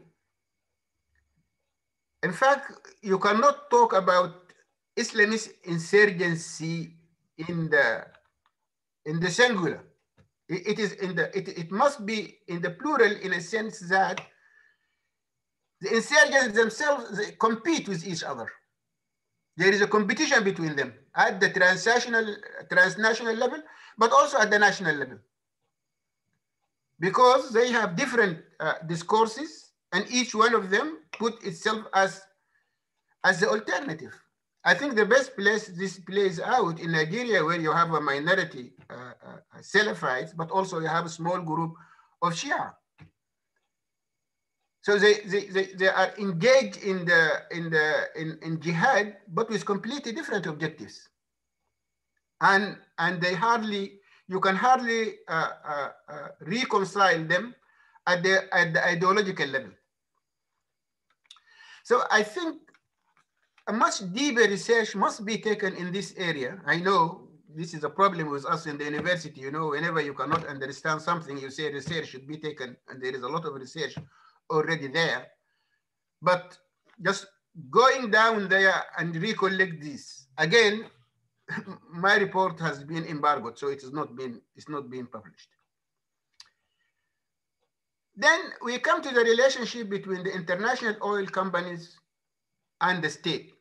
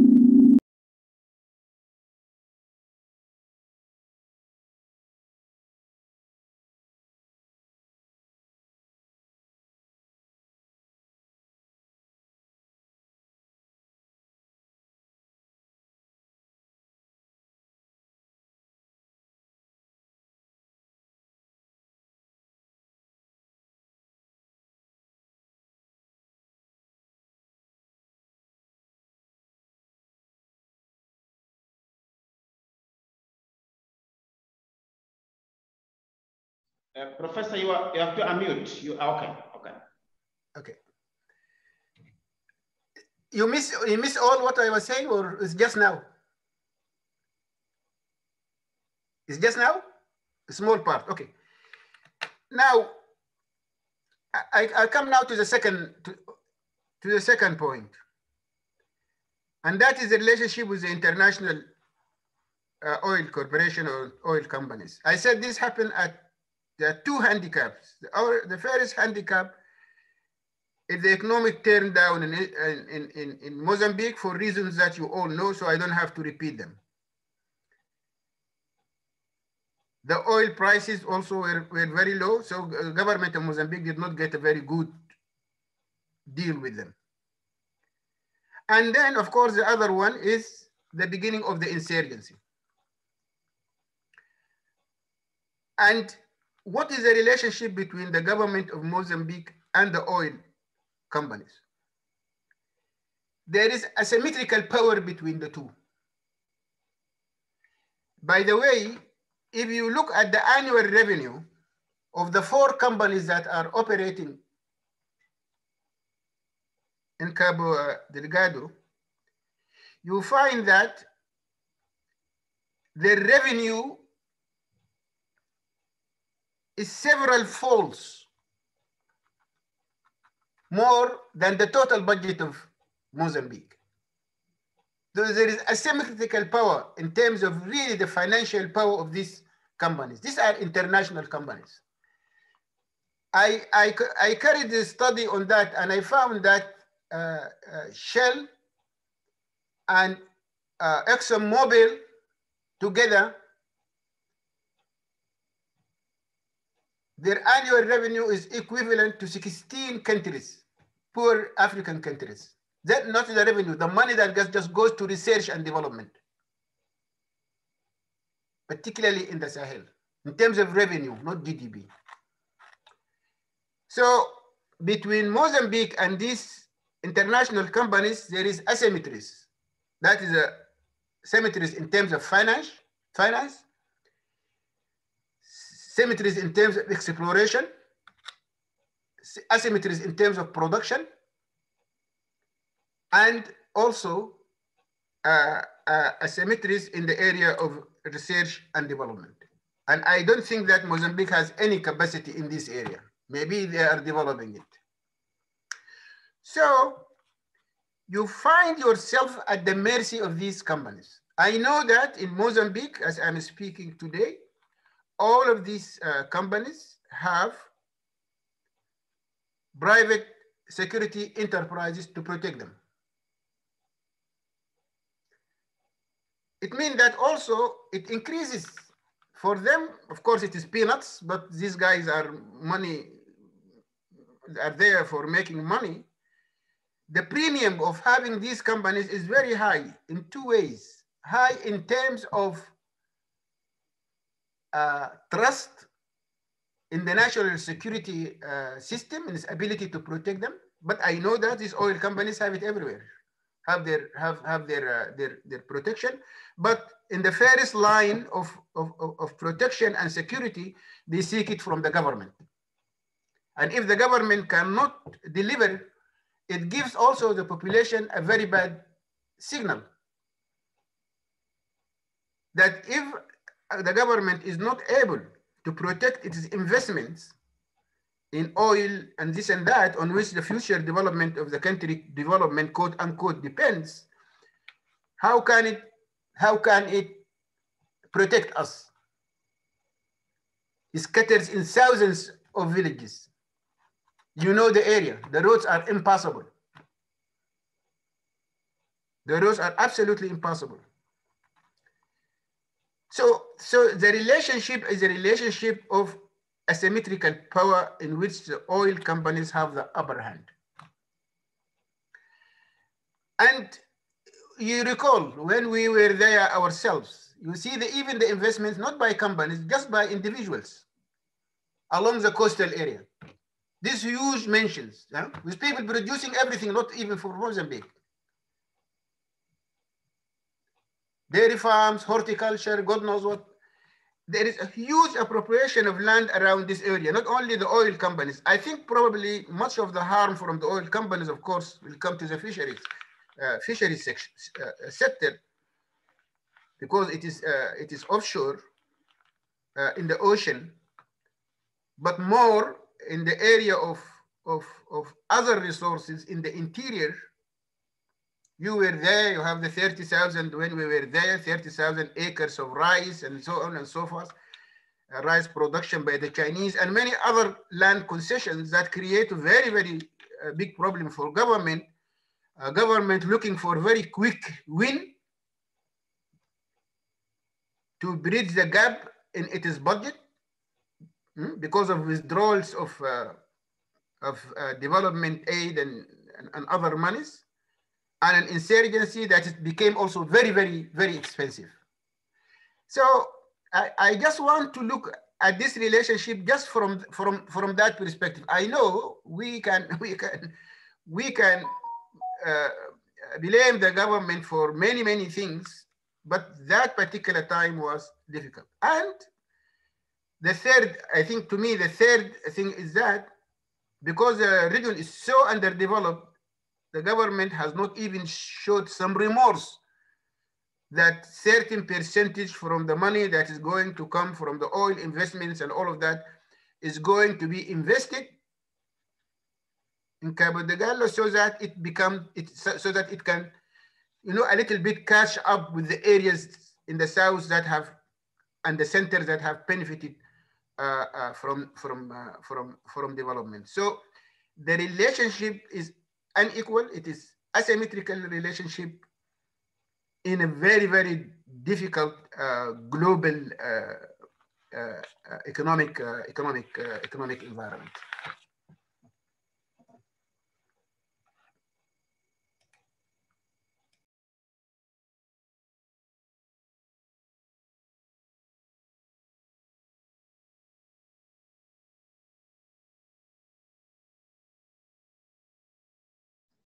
Thank you very much, Professor Mohammed Saleh. You have said clear and loud that part of the money being generated from the Cabo Delgado area, it should be invested also in Cabo Delgado as part of socioeconomic development there. Government has moved from the only militaristic approach. People are not happy about the use of military private groups, that aside, but government has moved into combining that with a socioeconomic intervention. They have designed a new agency. It is called ADIN, Agência Nacional, Agência de Desenvolvimento Integrado do Norte. It's underfunded. It is out there doing literally nothing. And the humanitarian crisis is there. As I've said, that is not only Mozambique's biggest humanitarian crisis, but I think it is Southern Africa's biggest humanitarian crisis. And not much is being done. I haven't seen international oil companies spending a penny to help the Mozambicans who are facing the situation there. I turn over to you, Vincent. Thank you. I mean, Vincent, wait a bit. I want to hear. Yeah. There is a need to reconstruct the social cohesion there. But there have been incidences of a brutal violation of human rights from both sides. And therefore, the trust is not there. And populations, it's not clear that populations are fleeing only the insurgents. That is not clear. There's no clear evidence that are fleeing only the insurgents. They are fleeing death. They are fleeing the unsafety. They are moving into safe areas. What can be done? Another point is that of regional spillover. What have you seen in West Africa in terms of regional spillover? but frame it more in a recommendation mood. Vincent, over to you. That's a lot to look at. Maybe one question that you raised was, how do the insurgents relate to the local population? And I think it varies a lot depending on which faction of Boko Haram you talk about. One faction has what is called a takfiri attitude. So everyone who's not with them is basically against them and is game for raid or plunder or capture. But the other faction, actually, which is the one that stayed with the Islamic State in 2016, has a much more subtle position. They have tried to make peace with the population and actually actively reached out to explain to civilians that they were okay in their areas, that they wouldn't have any problems as long as they were not associated with the government. And because they sit on the Lake Chad, on the Nigerian portion of the Lake Chad and a bit more in Niger, and so they have prime real estate, very good natural resources. And so a lot of people depend on that lake for their livelihood. And ISWAP has been facilitating their circulation. And they tax people moderately, they provide justice, they manage the areas. And the way people talk about them is basically, we don't really like them. This whole war thing is not good for us, but at least those guys, we can trust them. We can do business under their supervision. We can live there. We know we're going to be safe. We can even get redress. And they are saying that in a way they trust them more than they trust the Nigerian military, because when the Nigerian military abuses you, takes your money or whatever, it's very difficult to know who to talk to. But when you are in the ISWAP area, you know the local emir and you can go. And I heard stories of people actually going to the local Islamic tribunal and getting redress through that. So that's the way they talk about them. Another thing is, my impression is every large-scale violence has a fairly specific explanation. And so when you look at the massacres that Boko Haram perpetrated in 2014, 2015, whenever a community had set up a pro-government militia at the request of the army, when Boko Haram came to that community, Boko Haram was brutal. Every man basically in the community was considered a target because that community had created a militia. But then if you speak to other communities, there was this instance of Banki by the Cameroonian border. They had refused to create a militia. And so when Boko Haram came, they did not harm the male civilians. And so this was, so I think, again, you have to unpack, because extreme acts of violence, they don't just happen. They take an effort. They take, it's not nothing to kill lots of people. And so you have to examine, investigate instances like that. Extreme violence has a meaning. It's not just, it doesn't just happen. There was the question about oil. I mean, I think in our modern age, oil has been so important, and such a signifier of wealth and, everything, that whenever there's the potential for oil in any place, it's the kind of go-to interpretation, because it's easy to interpret. And I think we should be very careful about that, because it's an easy explanation. Oh, of course it's about oil. Iraq was about oil and, whatever. There's also stories about oil in the Lake Chad Basin. Sometimes they say that, oh, it's the Saudis, that they don't want Nigeria to produce in the north because it would compete with Saudi oil or whatever. I mean, there's 25 different conspiracies around.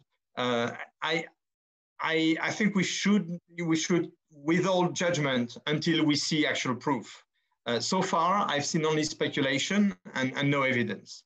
So I think we should be extremely careful on that, because again, all those kind of conspiracy things, suppositions, it doesn't help the debate. It doesn't help, create a reasonable conversation.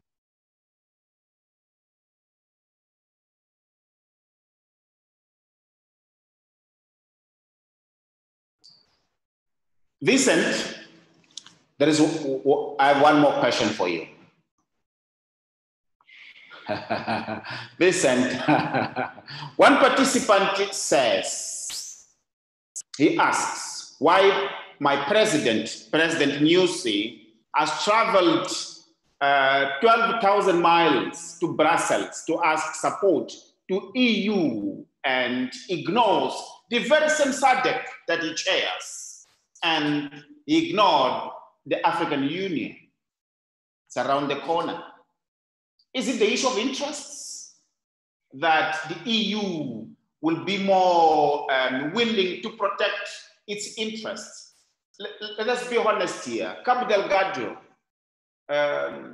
it has world-class gas reserves of gas, access to markets through the Indian Ocean.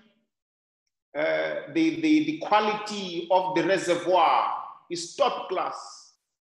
100 proven TCF, that is wealth. Do you think is that has driven my president to consider more easily the EU? I don't know, President. Spillover, it's a real threat. I don't know President Nyusi personally, so I can't say, but I guess perhaps, the EU is a major funder, a major donor. It actually is a major donor for the AU, which doesn't have a strong financial capacity. And I think if President Nyusi wants money, the EU is one of the places to go. But then there's other kinds of support. And I really think, those, again, it's clear from the Boko Haram situation.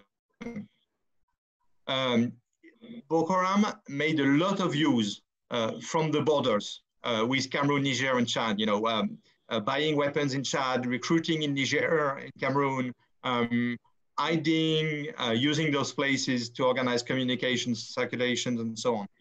And I really think, there's a very strong regional dimension to that.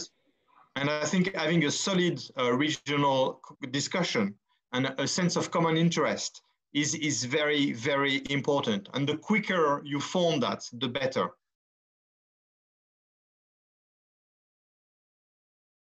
Thank you very much, Vincent. Professor Sitoye, now I turn to you. My question is, it has been 3 years now. It has been 3 years. When this started, people thought, oh no, Mozambique comes from a history of liberation struggle. And in fact, the liberation struggle started there, and the dinosaurs of the liberation struggle are northerners, and they are known to be warriors. So they said, there's no problem. We will fix this in a couple of weeks. It has been 3 years now. Where are we, and what's next? Professor, over to you. Thank you. I'm a student of Mozambique's political transformation from 1984 to 1994. And I gave myself time and all the possible attention to study the Renamo issue. And what I learned about Renamo, I think is relevant as a lens to look into what is happening now.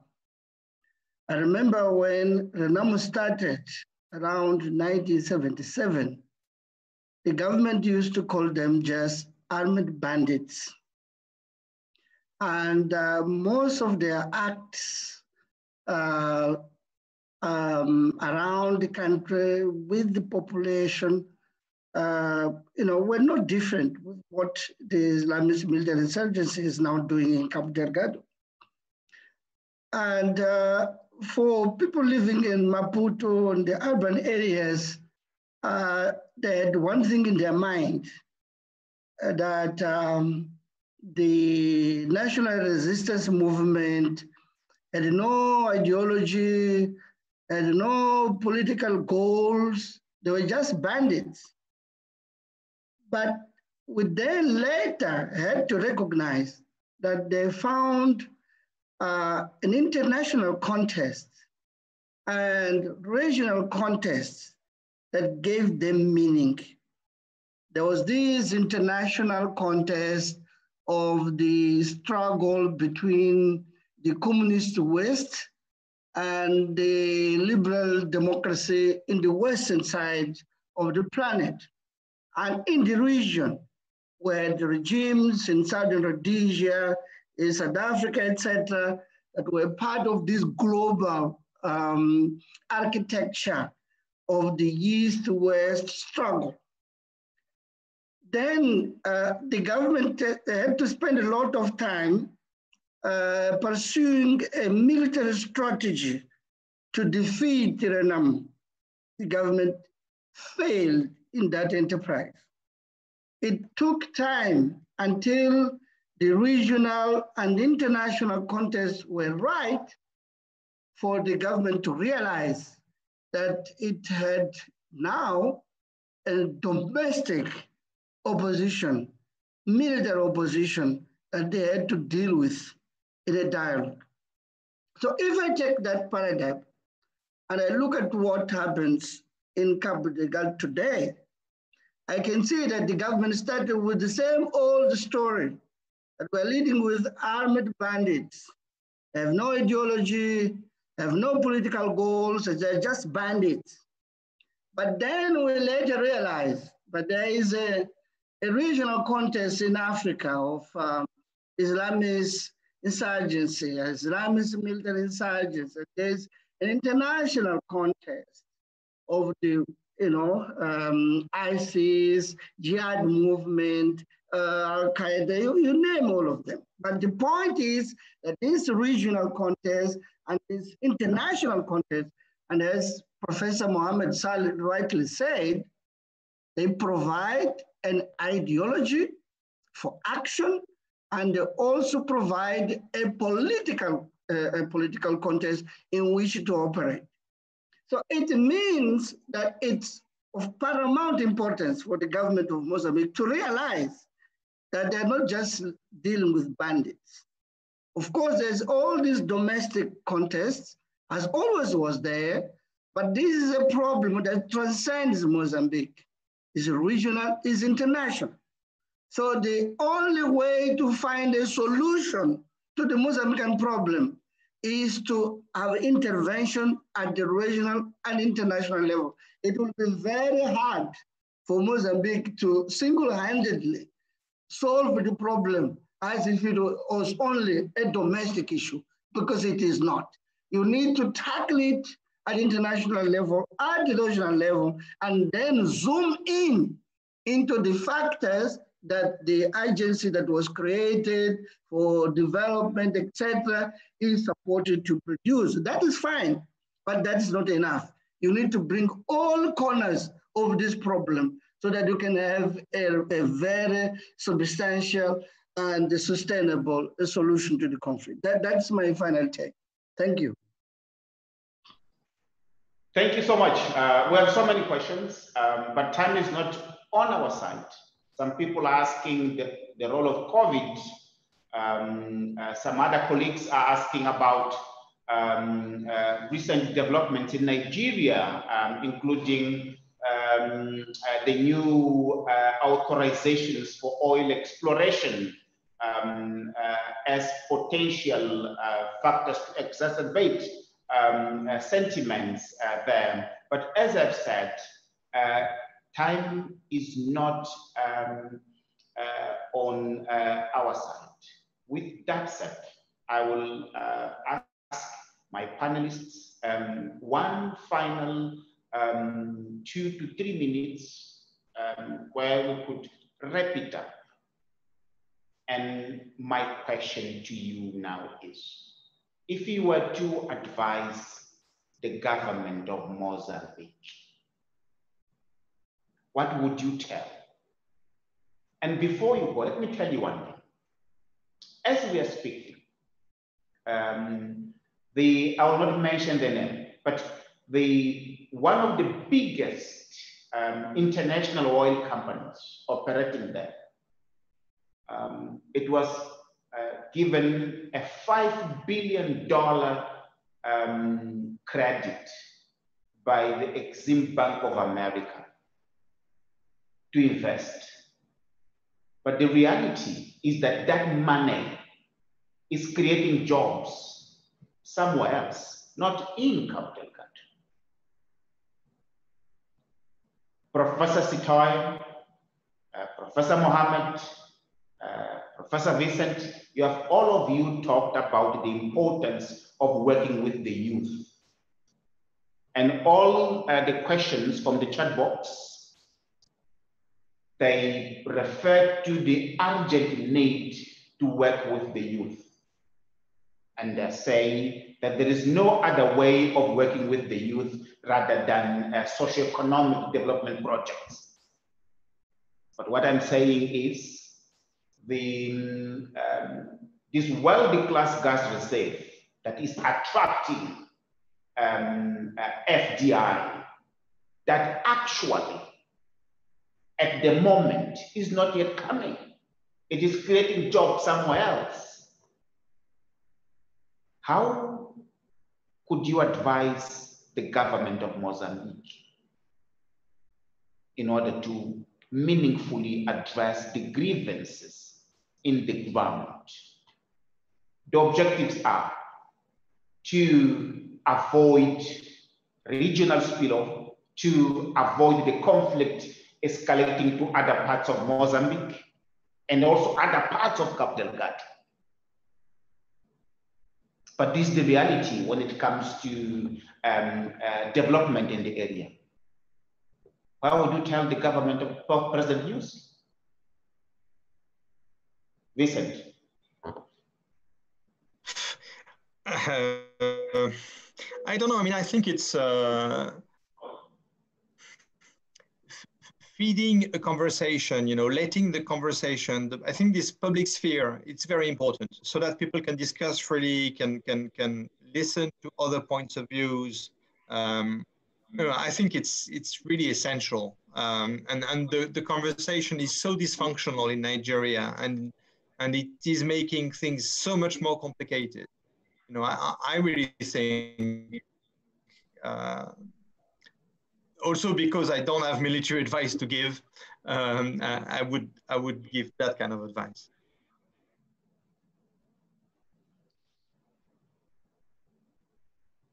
Professor Sitoy.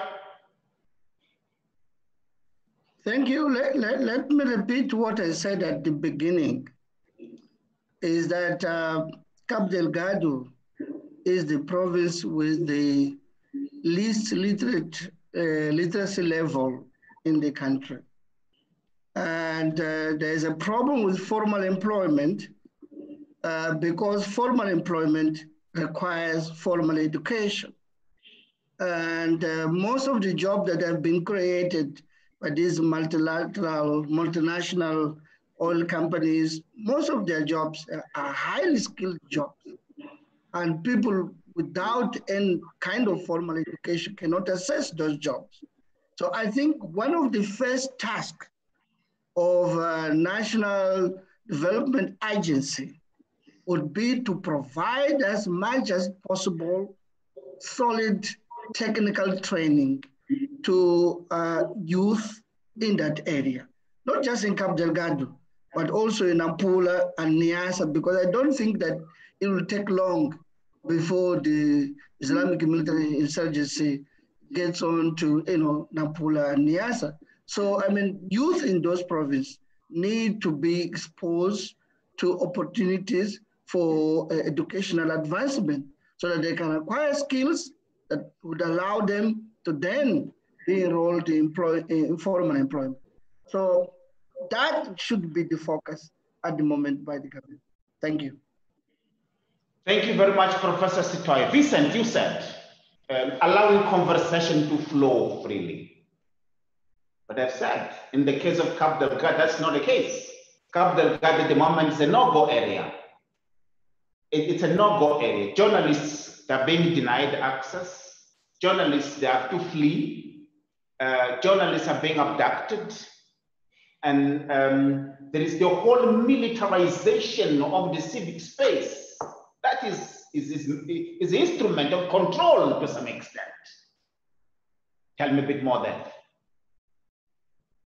Yeah, no, I mean, definitely. It's about that. It's about the state accepting that it needs to allow conversations to go on. And so, yeah, you know, maybe journalists are a pain in the ass and human rights organizations, but they actually are very important and they must be allowed to operate. Otherwise, it's just going to get trickier. What is the role of the international oil companies in that conversation? I mean, I don't think they have, you know,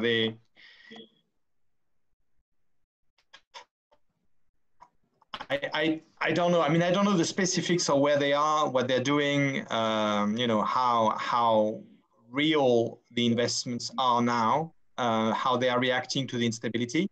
You know, I'm really a Boko Haram person. I'm not sure I can comment on that. Okay.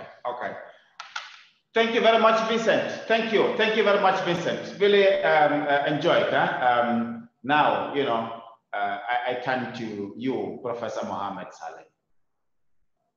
You are the emeritus professor here. Okay. First of all, nice to see you, Nvunga. It has been a long time. And I don't know why I am getting older and you are getting younger.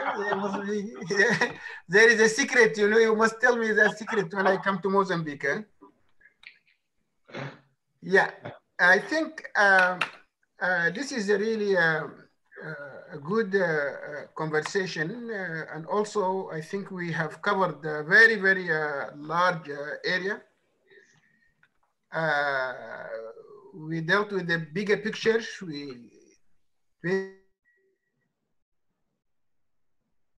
importance of local level engagement and understanding of the issue. My good friend and colleague, Professor Sute, in fact, took us also to the national context within which we should look at Muslims in Mozambique, percentage of the population, their distribution, and also their differentiation, because some people have the impression that all Muslims are rich or all Muslims are poor.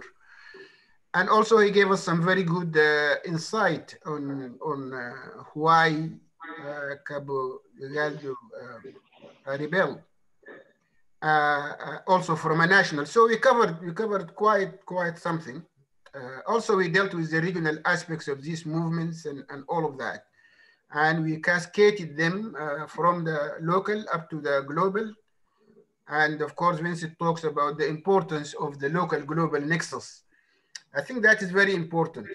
And of course, all of us, we provided some type of advices and policy recommendations. I hope that they will be collected. I have some few ideas here that I can send you since you are going to have a small policy brief on what is going on. But the important question that you ask us, what can the government of Mozambique do? By the way, there are a number of experiences that one can benefit from. The experiences that is just Vincent has narrated, but also in our continent, they are documented experiences. I think I will advise the government of Mozambique to look at the the research and policy documents prepared by the African Union and the Economic Commission for Africa on issues related to the community involvement in activities of large scale investments, such as those in Mozambique that we talked about today, within the precept of social corporate responsibility, and what responsibilities that the oil and the gas and the mineral companies have towards the local communities, and what percentages and how to work with it. There are very clear experiences being documented. But also there are experiences in countries that even poor in mineral resources, and that were able to do very, very well. And these are short to medium term programs, what you call employment and production safety net programs. These are programs, particularly the Ethiopian experience is one of the most successful. It lifted more than 10 million people out of poverty or being vulnerable to conflict, being vulnerable to drought and other environmental hazards in a very short period of time. Now, productive safety nets in areas that can be very useful to the community, forestation, building roads, they have been documented by, and there is a lot of documents on that. But my heart really goes to the area of youth de-radicalization and empowerment. And I understand that Mozambique is new on this. There are countries that have very, very successful experiences. I know first-hand experience of Uganda, the experience of Kenya, particularly working among Shabab, and they have some very, very good programs that I know of. Maybe some other programs in the world that I don't, maybe I don't know much about them, but I know about de-radicalization and empowerment of youth. And this is also creating incubators for what you call it, education for employment. You know, you do not have to go to from about 15, 16 years before you are employable. There are some vocational training programs that even for primary schools to be able to do a lot of good things. I just wonder, Nuvunga, what happened to these Chinese schools of agricultural development that we saw in Mozambique? Of course, not deep in the interior, but much closer to the. I think it's in Nwambula and is it not Praia? Nwambula and is it Praia? We saw a number of these, and I think they were, from what we saw, the training they do and everything was very important. But use de-radicalization, not just to tell them, not to give them just sermons, but to give them also tools that they can be employed, and they can also employ others. I know experiences in countries with youth, not necessarily de-radicalization, but in terms of empowerment and involvement in the modern productive sectors for products that are needed by this new generation of European post-materialists who wanted to have organic food and organic this and organic that. I know also we saw some of these programs during our travel in Mozambique. I don't know how big they are. They can employ, easily they can employ hundreds of thousands of people over a short period of time, if just a little bit of the money that the advance that they got from these companies, or certain percentages when the oil started flowing, just to work this. For me, work with a shabab, with the youth, because these people are the ones who are giving these radical groups opportunity to recruit them, because they are unemployed, uneducated, all of that. But the aim, of course, should be long-term education where people go to university and beyond. But medium and short term, that is education for employment, radicalization, de-radicalization, and employment, and productive safety nets. I think these are things that can be done in the region. Luckily, it is not a poor region. From what I hear, it has resources. If somebody give you an advance, the only African government that I hear that got an advance on its money, unfortunately, is not the best of experiences, was the Democratic Republic of Congo, when Kabila got a down payment of 7 billion by multinationals to start, producing. But unfortunately, of course, the system never stabilized, and democracy never worked the way they wanted it. And all of this will not happen without the rule of law.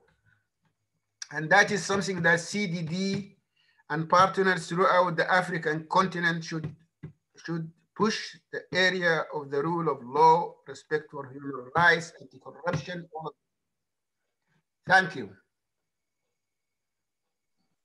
Thank you very much, Professor. Thank you very much, Professor, for those concluding remarks.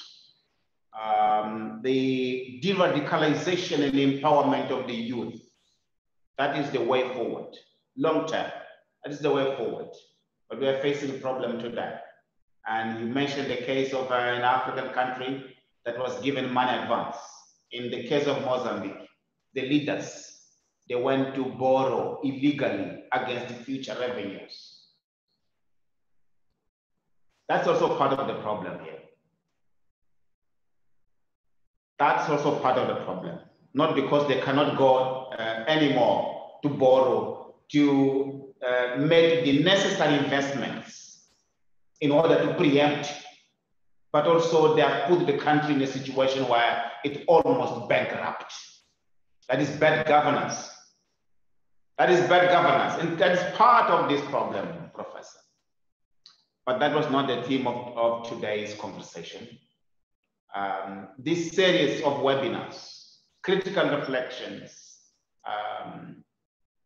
on military Islamist insurgency from West and East Africa, that forum, it will continue. Today, we have the privilege of having Professor Mohamed Salih, of having Professor Edward Sitoye, having my good friend, Dr. Vincent Ojawed, Idayat Hassan, the two other panelists unfortunately could not join. Internet sometimes in the African context. Once you travel out of the capital city, you understand of what that means. Professor Prempe was unable to join, but Professor Adebayo had to go to attend an urgent meeting.